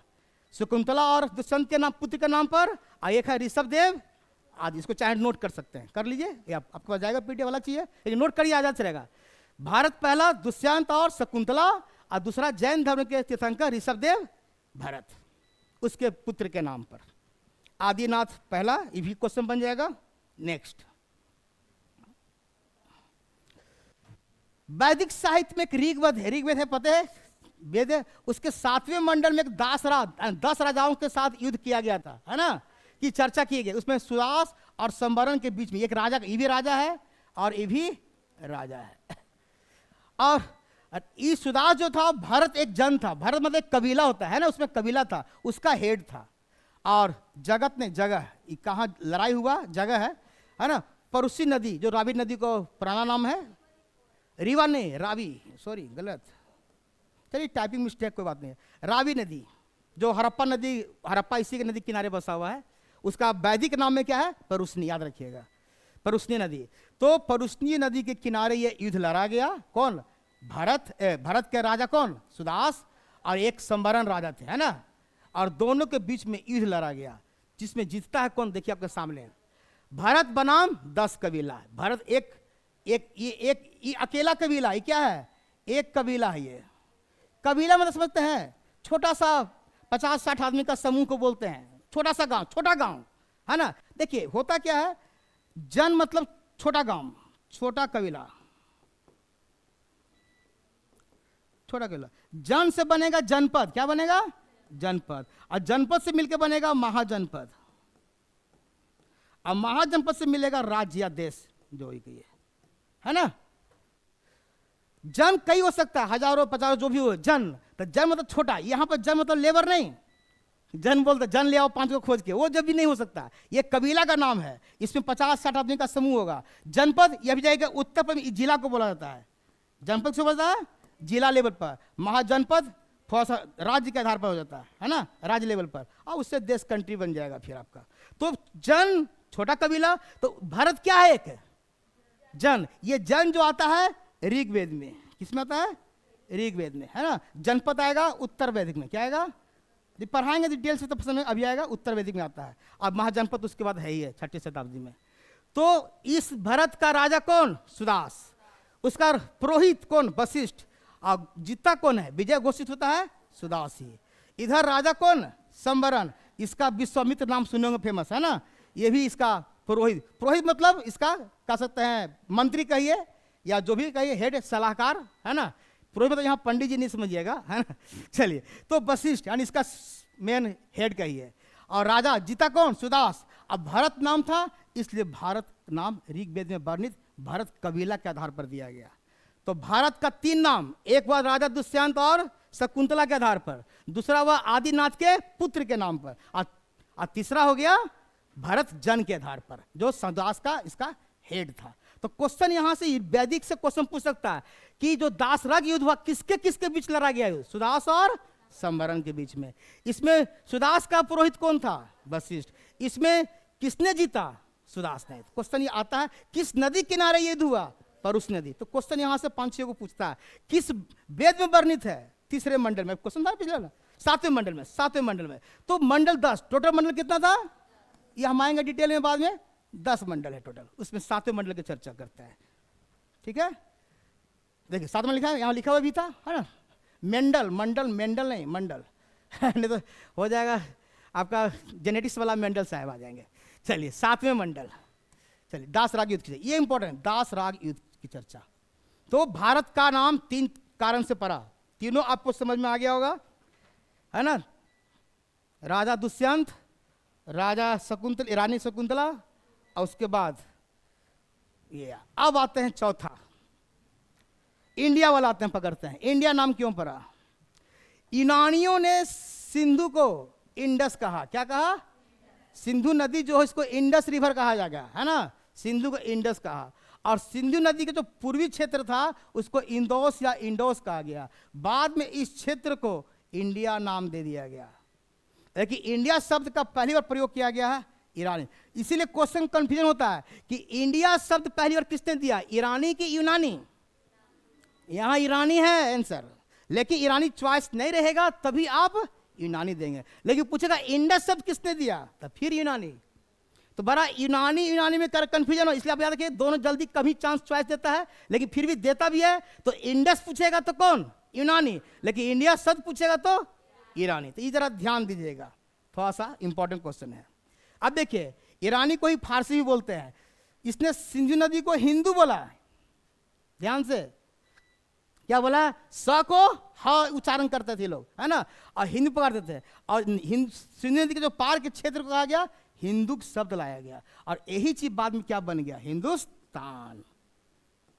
हिंदुस्तान, है ना। तो हिंदुस्तान शब्द किसके द्वारा? ईरानी के द्वारा।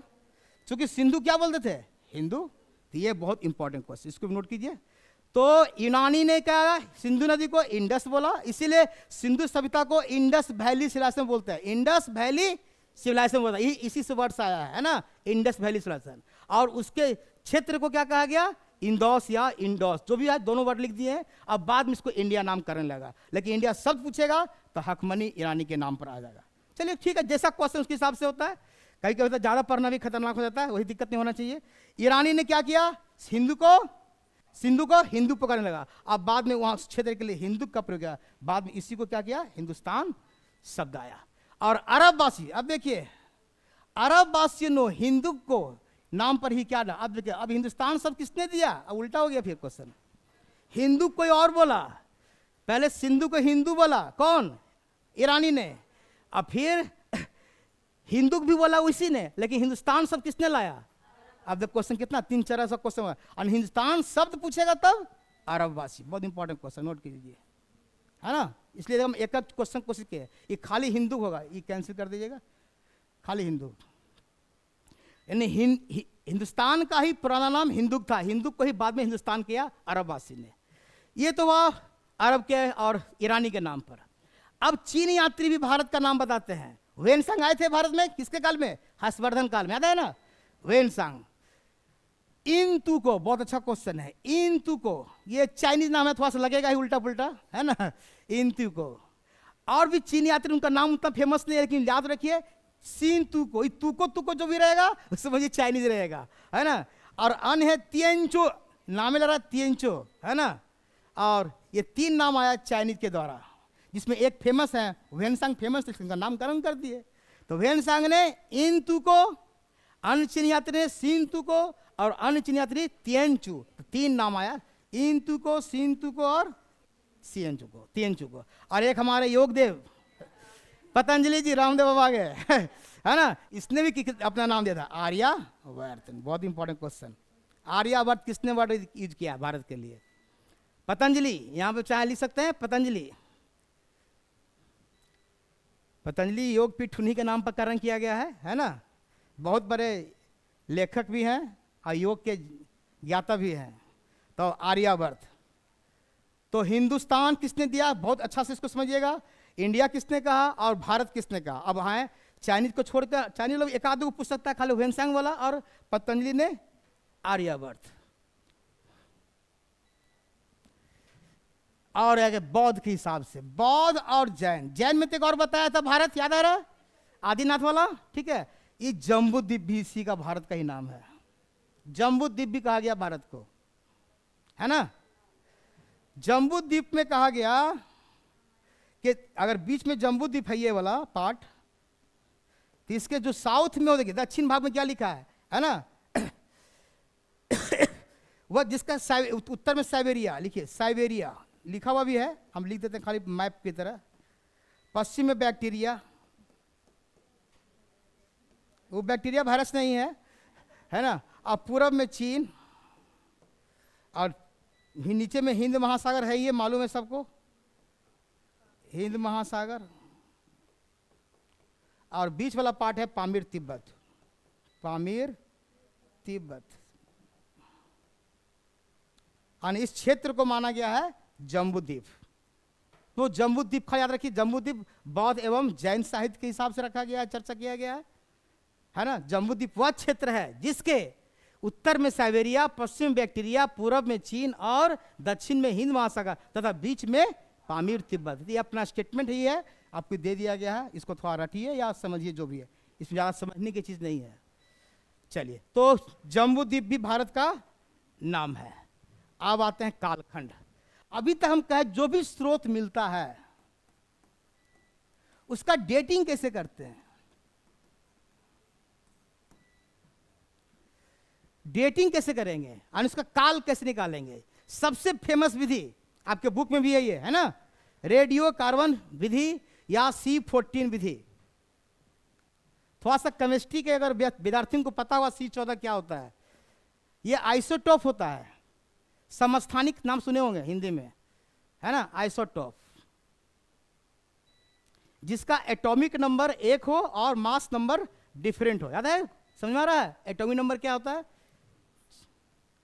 चलिए, नहीं आता तो अभी समझा भी देते हैं इस विधि को। इस विधि से मनुष्य एवं जानवरों के हड्डियों एवं पेड़ पौधे के अवशेषों को कालखंड करते हैं। याद रखिएगा, इससे मनुष्य और जानवर को और पेड़ पौधे का भी अवशेषों का कालखंड। C14 का जो हाफ लाइफ पीरियड माना गया है 57-30, लगभग मानते हैं हम लोग 5500। और इस विधि द्वारा अधिकतम 40,000 वर्ष पुराना अवशेष तक जा सकता है, यानी कि मैक्सिमम कितना होगा, 40,000 तक ही निकाल पाएंगे। अगर किसी का 70,000 80,000 निकालना रहेगा तो दूसरा मेथड अपनाना पड़ेगा। यानी कार्बन विधि का भी एक लिमिटेशन है कि इससे ज़्यादा नीचे हम नहीं जा सकते। अब रहा कि इसका खोज किसने किया था? एफ लिवी, देखिए नाम होगा बिलियर्ड एफ लिवी। क्वेश्चन आता है कार्बन C14 का खोज किसने किया? बहुत अच्छा क्वेश्चन बन सकता है ये, है ना, बिलियर्ड एफ लिवी। देखिए कुछ वैज्ञानिकों से 70,000 दिया, लेकिन कुछ वैज्ञानिक ये को मान्य नहीं गया, मैनली आपका 40 तक रहता है, लेकिन लिख दिया, लिखे अपवाद में निकाला गया है। कुछ वैज्ञानिक नाम 70 तक निकाल लिए हैं, लेकिन माना नहीं गया है, एक्सेप्टेड नहीं है। थोड़ा सा इसको हम लेते हैं हल्का सा 5 मिनट इसका अलग से।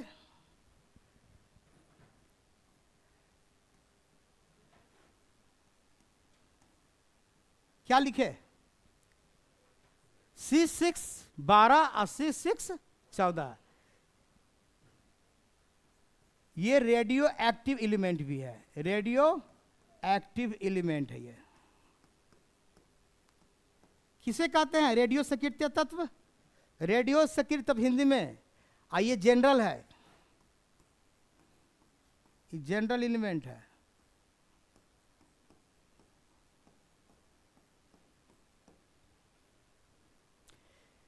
ये क्या है? इससे अल्फा बीटा और गामा रे निकलती है, पता है? रेडियो एक्टिव तत्व क्या होता है? विखंडित होते रहता है, टूटते रहता है, उसका जो वजन है धीरे धीरे कमते जाता है, और एक साल कुछ समय के बाद पूरा नील भी हो जाता है। तो C6 और 14 और C12 ये दोनों क्या है? आइसोटोप। क्या बोलते हैं? आइसोटोप।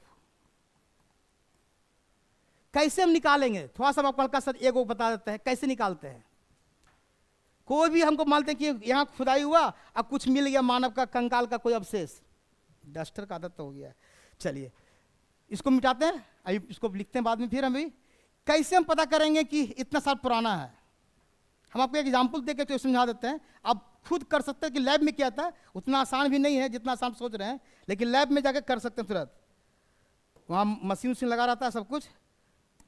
देखिए C12 और C14 का पहले कहानी समझ लीजिए क्या है ये।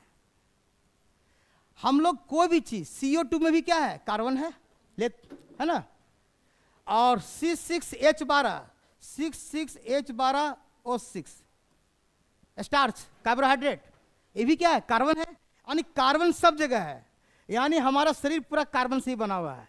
अब रहा कि जब हम सांस लेते हैं, कुछ खाते हैं, कुछ भी खाते हैं, तो उसमें दोनों जाता है, ये भी जाता और ये भी जाता। बड़ा ध्यान सुनिएगा, इसका भी समानता, दोनों का जो मात्रा है समान होता है। क्या होता है? समान होता है। अगर ये 10 ग्राम है तो ये भी 10 ग्राम। मान लेते हैं, एग्जाम्पल ले रहे हैं, जब तक जीवित है, सुनिए ध्यान से, जब तक हम जीवित हैं तब तक दोनों की मात्रा हमारे शरीर में क्या रहेगा? समान है। जैसे हम मर जाएंगे, हम नहीं मरे, भगवान करे, है ना, जैसे यदि हम मरे तो इसकी मात्रा घटने लगेगी। क्या होगा? घटने लगेगी। जरा बहुत ध्यान से सुनिएगा, इसकी मात्रा क्या होगा? घटने लगेगी, और इसकी मात्रा 10 ग्राम रहेगा। हम एग्जाम्पल से समझाते, बहुत जल्दी आप समझ में आ जाएगा। इसकी मात्रा घट गया और इसकी मात्रा, तब मानते कि डेथ हुआ यहाँ नीचे आकर, और जब डेथ मिला तो ये क्या मिलेगा हमको? हड्डी मिलेगा ना, मेरा मांस तो मिलेगा नहीं। जो हमारा आर्कियोलॉजिस्ट होगा, जो प्रत्नतत्व, जो इतिहासकार हो, उसको क्या मिलेगा? हड्डी मेरा मरा। वो हड्डी को ले गए लैब में, और वहाँ गए, हड्डी में पहले क्या C14 जरा पता करो इसमें कितना है। उनको मिला, मान लेते हैं 2.5 ग्राम, 2.5 ग्राम नहीं, थोड़ा सा और बढ़ा देते हैं, है ना, कम हो जा रहा है, 10 ग्राम करते हैं। कितना? 10 है ना, 5 ग्राम करते हैं। कितना करते हैं?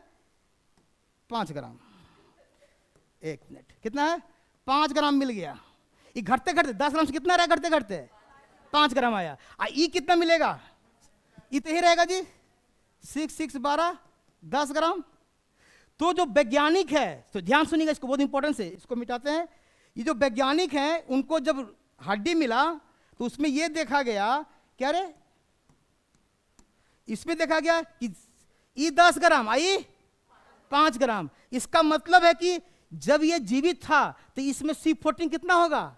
10 ग्राम ना होगा। जब जीवित था कितना होगा? और जैसे ही मरा होगा तो घटना चालू हो गया होगा ये, और इसको कहता है घटने में, इसको आधा होने में समय निकाला हुआ। अभी दिखाया 5500 साल, देखिए कॉपी पिछला, अभी जस्ट बैक जाते हैं, और बैक थोड़ा सा। अभी मैंने कहा 5370 वर्ष लगता है आधा होने में। हाफ लाइफ पीरियड का मतलब क्या हुआ, जितना अमाउंट है उसका आधा होने का समय। अर्ध जीवन काल, C14 का अर्ध जीवन काल, उस अमाउंट को आधा होने में कितना समय लगता है, 57। हम लगभग एवरेज मांगते हैं, याद करने में 5500 मान लेते हैं, ठीक है। यानी कि कहने का मतलब ये कहां से निकलेगा, बैठ जाए, ये जो लिखे थे कहां लिखे। हाँ, अब ये आधा होने में कितना लग गया था, 55 लग गया ना। यानी 10 ग्राम यहां भी था और यहां 5 ग्राम, ये तो 10 ग्राम है। इसका मतलब कि 10 ग्राम से पता चल के आधा ग्राम होगा। यानी कि हमारा उम्र हमारा जो डेथ का जो हड्डी का जो डेटी निकाला है, कितना साल निकल जाएगा पीछे का, 5500 साल। यानी कि हम 5500 साल पहले जीवित थे।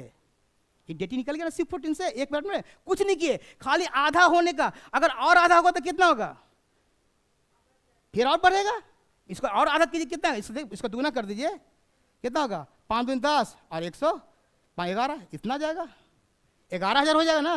यानी कि अगर 2.5 ग्राम मिलता तो कितना होता, 11,000 पुराना सामान मिल जाता। यानी कि ये जो पूरा शेष मिला, कितना पुराना मिला, 11,000। अगर 2.5 ग्राम मिलता तो, अब 5 ग्राम मिलता तो 55 साल।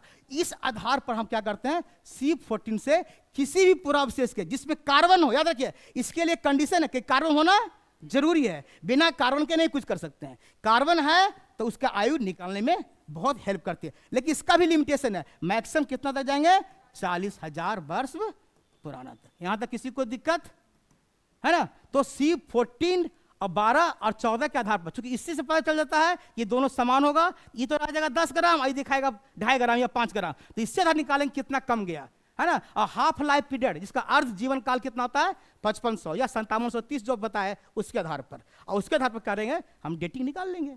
चलिए, ये हुआ C14 मेथड। इसको उतारना चाहे उतार लीजिए हल्का सा कॉपी में, ये चाहे उतार लें थोड़ा सा समझने के लिए। इस C12 C14 से कैसे हम निकाले। चलिए आगे उसको जल्दी उतारिए, जल्दी से, कहीं मिलेगा नहीं, ये PDF नहीं जाएगा, ये भी चल जाएगा। अच्छा जाने दीजिए, तब तो अच्छी बात है, हमको लगा नहीं जाएगा। चलिए 30,000 तो बताया अधिकतम, आ गया ये दूसरा बैग आ गया। आइए पोटेशियम आर्गन मेथड, ये भी इंपॉर्टेंट क्वेश्चन है। के से पोटेशियम, ए से AR से आर्गन।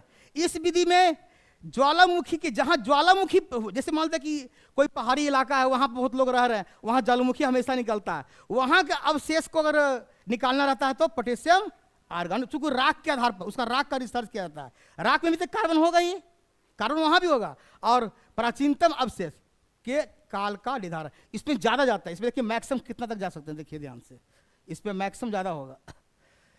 इसकी खोज करता पहले लूट लीजिए बाइजेस्कर, उसका कौन था, F. लीवी, इसका कौन है, CFB बाइजेस्कर। 30,000 से, उसमें था 40,000 तक था मैक्सिमम ना, इसमें 30,000 से ज्यादा। कहां तक जाएंगे, अधिकतम 30 करोड़ तक।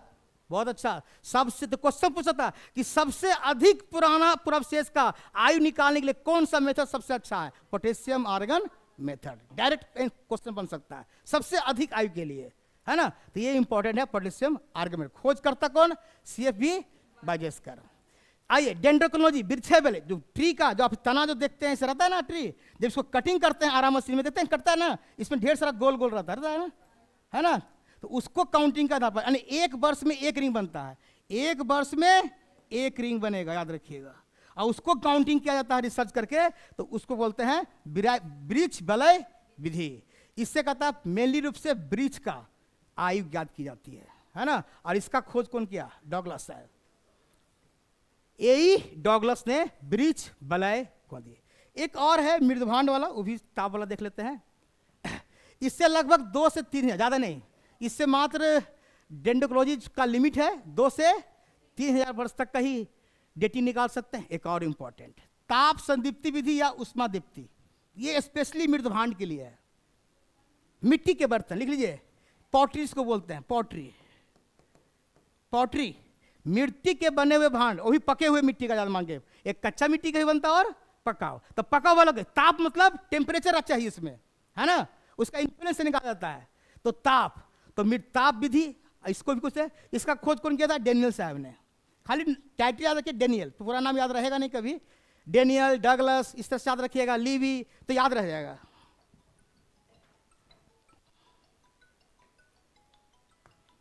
चलिए हो गया, आगे बढ़े। डेनियल साहब ने किया ताप संधि, क्या चीज खोज करेंगे? ताप संधि से मृदुहांड की आयु, मृदुहांड मतलब मिट्टी के बर्तन का। चलिए और कौन, हाँ हो गया। आइए फिर तिथि, ये वही बीसी वाला, ये तो आपको सबको पता है। पूरे विश्व में मान रूप में ईसाई धर्म के प्रवर्तक के मसीह के जन्म तिथि से काउंटिंग किया था, पता है।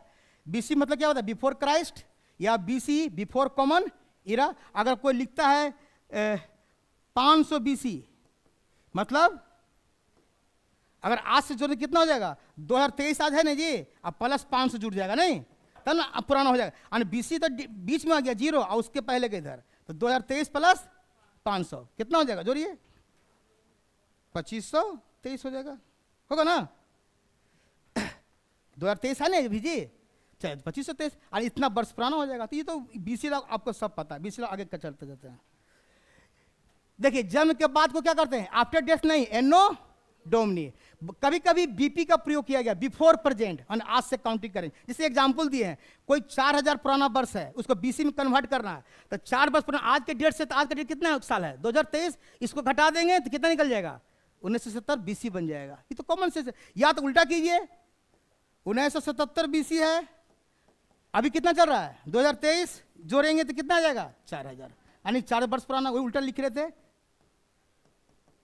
अगर आज से काउंट करेंगे कितना वर्ष पुराना है, तो आज जो डेट है आफ्टर डेट एनो डोमनी वाला, वो ये एडी रहता है ना। 2023 क्या है? ये एडी, इसको जोड़ देंगे बीसी वाला में, तो आपका आज का पुराना निकल जाएगा, शुरू से लेकर कितना पुराना वर्ष बाद, कोई बीसी नहीं, कोई एडी नहीं, पुराना निकल जाएगा। तो ये कॉमन सेंस का चीज, ज़्यादा दिमाग नहीं लगाना है। 1977 का बीसी एग्जाम्पल दिया कि अगर कोई पुराना दे रहा है, अब बीसी में कन्वर्ट करना, तो आज का जो ईयर उसको क्या कर देंगे? घटा देंगे, तो आपका निकल जाएगा बीसी पॉइंट में। अगर बीसी देल है, अब आज का पूछ रहा है, तो आज का डेट क्या कर देंगे? जोड़ देंगे, तो पूरा निकल जाएगा कितना वर्ष पुराना है। इसको नोट कर लीजिए थोड़ा सा, ये मैथमेटिकल चीज है। 1977 बीसी बराबर 4 वर्ष पुराना माइनस 2023 डी। और अगर उल्टा पूछ रहा है, 1977 बीसी प्लस 223 बी बराबर हो जाएगा, बराबर 4000 बीसी पुराना। बस लास्ट ही होगा, एक आध क्वेश्चन और होगा, देखते हैं। चलिए ये थोड़ा सा लेते हैं, इसमें ज़्यादा कुछ नहीं है, ये आपको थोड़ा सा नॉलेज होना चाहिए। जैसे अभी थोड़ा सा एग्जाम्पल लेते हैं, एक नाम सुनेंगे उत्तरी भारत, और एक होता है उत्तर भारत, नाम सुने? क्या डिफरेंस है? तो कहेगा वही सर जो बाल्टी और बाल्टा में डिफरेंस है। एक बाल्टी होता है, एक बाल्टा होता है, यही है, एक उत्तर है, एक उत्तरी है, दोनों में अंतर है। हम लोग दोनों को एक ही मानते हैं रियल में। हम लोग ज्योग्राफिकल में क्या कन्फ्यूजन होता है कि उत्तरी भारत को भी एक ही मानते हैं और उत्तर भारत को भी एक ही बोल देते हैं, है ना। उसी तरह दक्षिण भारत और सुदूर दक्षिण भारत, दोनों में अंतर है। तो वही चीज के लिए हमने इसको थोड़ा सा भौगोलिक, क्योंकि इतिहास में भी थोड़ा भूगोल का पार्ट आएगा। जैसे आज का अगर नॉर्थ वेस्ट क्षेत्र माना जाएगा, पूरा भारत, यानी कि उससे पाकिस्तान को भी इंक्लूड कर रहे हैं, इतिहास में तो पाकिस्तान भी था ना, तो पाकिस्तान पूरा आएगा और अफगानिस्तान का कुछ हिस्सा आएगा दक्षिण पूर्वी। किसमें आएगा? नॉर्थ वेस्ट इंडिया में। यानी कि इसी को बोलते हैं उत्तर, या इसी लिखते हैं पश्चिमोत्तर। क्या वर्ड लिखते हैं? पश्चिमोत्तर लिखते हैं। तो पहले पश्चिमोत्तर का मतलब समझिए कि पश्चिमोत्तर कहाँ, इंडिया का किस कोना में, है ना। उत्तरी भारत और पाकिस्तान का पूरा और अफगानिस्तान का कुछ क्षेत्र है। तो ये थोड़ा सा नॉलेज के लिए दिए हैं, कि नॉलेज रहना चाहिए आपको कम से कम। जैसे फिर आते हैं, इसमें नदी उदी वही आता है। उत्तरी भारत में पूरा उत्तर वाला पार्ट आएगा, पंजाब, कश्मीर, हिमाचल जो है ना, उत्तराखंड उत्तरी भारत में। लेकिन उत्तर भारत में क्या आएगा? बिहार भी आ जाएगा, यूपी भी आ जाएगा, राजस्थान सब आ जाएगा। यानी विंध्याचल से ऊपर वाला जितना आएगा उत्तर भारत में आएगा। लेकिन उत्तरी भारत में बिहार नहीं आएगा। उत्तरी भारत में बिहार नहीं, खाली ऊपर वाला पार्ट जो आपका पंजाब, कश्मीर, हिमाचल, उसके लिए है। चलिए वेस्टर्न में जो पश्चिमी भारत है या मध्य भारत है ना, राजस्थान, गुजरात, पश्चिमी एमपी, ये सब नॉलेज करें कि पश्चिमी में कौन आता है, पूर्वी में कौन आता है। आगे बढ़ते हैं, इसमें टाइम नहीं ले रहे हैं, खाली बस। विशाल मैदानी गंगा वाला मैदान, हरियाणा, दिल्ली, जहाँ जहाँ गंगा बह रही है वहाँ मान लीजिए, हरियाणा, दिल्ली, उत्तर प्रदेश, बंगाल, गंगा जमुना क्षेत्र का, मध्य प्रदेश का क्षेत्र बुंदेल, और नेपाल की तेराई क्षेत्र, ये आपका विशाल मैदानी क्षेत्र में आएगा। सुदूर दक्षिण भारत में तमिलनाडु आएगा, कर्नाटक आएगा, आंध्र प्रदेश का कुछ दक्षिणी हिस्सा, इसका भी दक्षिणी, इसका भी दक्षिणी आएगा, दक्षिणी हिस्सा इसमें भी रहेगा, दक्षिणी हिस्सा। माने ये सब नॉलेज कि सुदूर दक्षिण भारत का मतलब तमिलनाडु, कर्नाटक पूरा नहीं, कर्नाटक केवल दक्षिणी हिस्सा, आंध्र प्रदेश का केवल दक्षिणी हिस्सा, केरल पूरा आएगा, तमिलनाडु पूरा आएगा, सुदूर दक्षिण भारत में, है ना। ये सब खाली क्षेत्र। दक्कन, एक नाम है दक्कन, दक्कन का भारत, दक्षिण भारत का इतिहास पढ़ेंगे तो वहां पढ़ेंगे दक्कन का दो भाग में, पूर्वी दक्कन आंध्र प्रदेश को बोला गया, पश्चिमी दक्कन में महाराष्ट्र और कर्नाटक और गोवा, है ना। पश्चिमी दक्कन कौन आएगा? महाराष्ट्र, कर्नाटक और इसमें कौन आपका दक्षिणी वाला छोड़कर, दक्षिणी हिस्सा छोड़कर, दक्षिणी किसमें अभी आया था? अभी याद है ऊपर ना, सुदूर वाला में हिस्सा छोड़कर, याद रखिएगा। और कर्नाटक वाला में भी दक्षिणी हिस्सा छोड़कर, उसमें चला गया। अभी आप पहला वाला देखिए लिस्ट में। पूर्वी एवं उत्तरी पूर्वी स्टार में क्या है, यानी कि स्टार वाला बताइए, आसाम वाला पार्ट में है ना। पूर्वी क्षेत्र, पूर्वी में एमपी आएगा, बंगाल का तटीय क्षेत्र, उड़ीसा, बांग्लादेश का पूर्वी क्षेत्र। उत्तरी पूर्वी क्षेत्र में आसाम, जिसको बोलते हैं नॉर्थ, क्या बोलते हैं इसका? नॉर्थ ईस्ट बोलते हैं ना, नॉर्थ ईस्ट ट्रेन में चलता है ना, नॉर्थ ईस्ट, है ना, नॉर्थ ईस्ट वाला जो रहते हैं चाइनीज जैसा। असम, अरुणाचल प्रदेश, नागालैंड में, मणिपुर, मिजोरम, त्रिपुरा, मेघालय, उत्तरी बर्मा, ये सब नॉर्थ ईस्ट क्षेत्र में आएगा। अब नोट, यही आपको अलग से बताया था। उत्तर भारत का मतलब पाकिस्तान, पंजाब, हरियाणा, पंजाब, हिमाचल प्रदेश, उत्तराखंड, गुजरात, बिहार, यूपी, सब उत्तर भारत में सब आया। और उत्तरी भारत में खाली कौन आया था? जम्मू कश्मीर और दिल्ली, यही सब आया था ना, जो भी वेस्ट पर है। तो उत्तर भारत का मतलब अलग होता है। उत्तर भारत आपका, इसका मैप था ना, वो मैप दिखाते हैं थोड़ा सा, एगो मैप होगा इसमें। और आइए, विंध्य पर्वत और सतपुरा, यही उत्तर भारत को अलग अलग करता है ना, दक्षिण भारत और उत्तर भारत को। विंध्य पर्वत और सतपुरा के जंगल है जो दोनों को अलग करता है उत्तर भारत। साउथ इंडिया में कौन कौन आएगा? दक्कन और नहीं, साउथ में कौन आएगा? दक्कन। दक्कन में क्या पढ़ा है अभी जस्ट?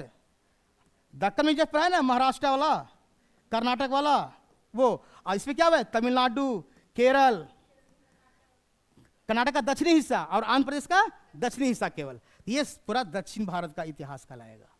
और एक इंडिया का मैप देखिए तो आप पूरा समझ में आएगा। ये देखिए, इसको थोड़ा बड़ा कर देते हैं समझाने के लिए, इसको सिलेक्ट कर रहे हैं ना। देखिए, अब हम आपसे क्वेश्चन पूछते हैं। ये वाला पार्ट यहां से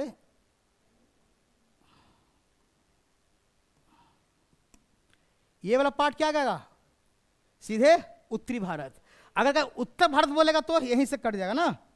ये जो सतपुरा के घने जंगल या जो विंध्य पर्वत है, ये दक्षिण भारत, ये सब आ गया आपका नॉर्थ ईस्ट वाला पार्ट, 7 बहना है ना, 9 सिस्टर, 7 सिस्टर है ना, वो पूरा आएगा 7। तो देखिए 4 3 7 को है ना, देखिए ना, 1 2 3 4 5 6 7 को। फिर इधर आपका पश्चिमी आ गया, बीच में आ गया आपका विशाल मैदानी भाग जो बताया जस्ट अभी, और फिर आपका इधर बताया आपका पूर्वी वाला क्षेत्र। पूर्वी किधर पड़ेगा आपका? ये वाला, इस एरिया में, है ना। कहने का मतलब ये है कि ये वाला बिहार, ये सब जो आएगा आपका, ये सब पूर्वी क्षेत्र में। मेरा कहने का मतलब कि आपको बेसिक होना कि दक्षिण भारत का मतलब क्या, सुदूर दक्षिण में कौन आएगा? तमिलनाडु, केरल यहाँ छूट रहा है, केरल हल्का सा ऊपर जाएगा, है ना। केरल देखते हैं, एक मिनट, कोई बात नहीं, सेलेक्ट करें पहले। केरल गायब हो गया क्या? तमिलनाडु, हाँ केरल इधर है, छुपा हुआ था ना। चलिए, तो केरल, यानी आपको थोड़ा सा स्टेट के बारे में पता होना चाहिए। हम अगर बोलेंगे सुदूर दक्षिण भारत का राजा ये था, तो आप समझ कि कहाँ कहाँ उसका एरिया फैला होगा। तमिलनाडु, केरला और पूरा कर्नाटक का दक्षिणी हिस्सा और आंध्र प्रदेश का दक्षिणी हिस्सा। दक्षिण भारत का पूछेंगे तो उसका अलग राज्य होगा। पूछेगा नॉर्थ ईस्ट में ये था तो नॉर्थ ईस्ट का ये, उत्तरी भारत का ये। अब पश्चिमोत्तर वाला पार्ट कौन होगा? ये वाला पश्चिमोत्तर वाला पार्ट कौन होगा? एक मिनट, ये क्या रहा, पेन नहीं पकड़ा। ये वाला, ये कौन है? इन है अफगानिस्तान और पाकिस्तान वाला पार्ट, जो अब नहीं के बराबर यहाँ पर है ना। उस समय था जब हड़प्पा पहला कहाँ था? इसी एरिया में था ना, है ना। हड़प्पा वाला जो पार्ट है, इसी से बाद में फिर माइग्रेट करते हैं तो इधर बिहार, यूपी और महाराष्ट्र तरफ आने लगते हैं, है ना। तो मेरा इसको बोलते हैं नॉर्थ, क्या कहते हैं, पश्चिमोत्तर, वेस्ट नॉर्थ, या नॉर्थ वेस्ट बोलिए, पश्चिमोत्तर भारत, पश्चिमोत्तर भारत।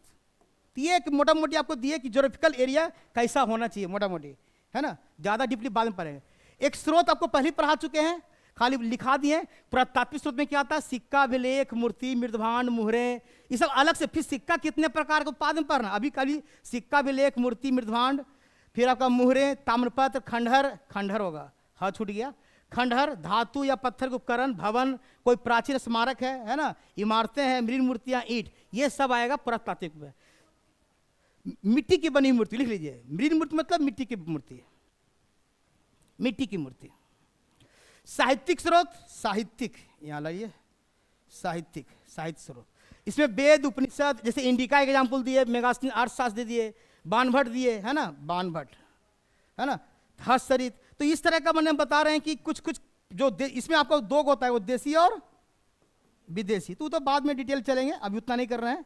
यानी एक बेसिक आपको हम दे रहे हैं, 6 क्लास में उतना डिटेल दिया हुआ नहीं आपका, लेकिन फिर भी कोशिश आपको एक जगह सजा।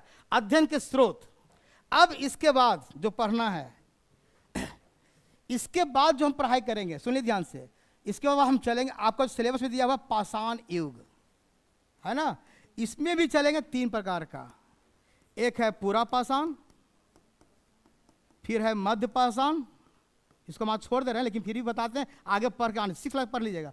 एक है नव, अब ये देखिए कैसे लोग कहाँ रहते थे, कैसे गुफा में रहते थे, कैसे पत्थर का औजार बनाया, कौन सा पत्थर का औजार बनता था, किस पत्थर में क्या खूबी था, उसको भी डिटेल पढ़ेंगे। कैसे कृषि का आविष्कार हुआ, कैसे खेती करने, पहली बार कृषि का साक्ष्य कहाँ से मिला, पहली बार पालतू कुत्ते को बनाने का साक्ष्य कहाँ से मिला, कहाँ पहली बार चावल का उपयोग किया गया, उस तरह का क्वेश्चन भी आपको इस टॉपिक से मिलेगा। ये लंबा टॉपिक है, ये भी पूरा एक क्लास या 1 क्लास में खत्म हो जाएगा कम से कम, पूरा पाषाण और मध्य पाषाण।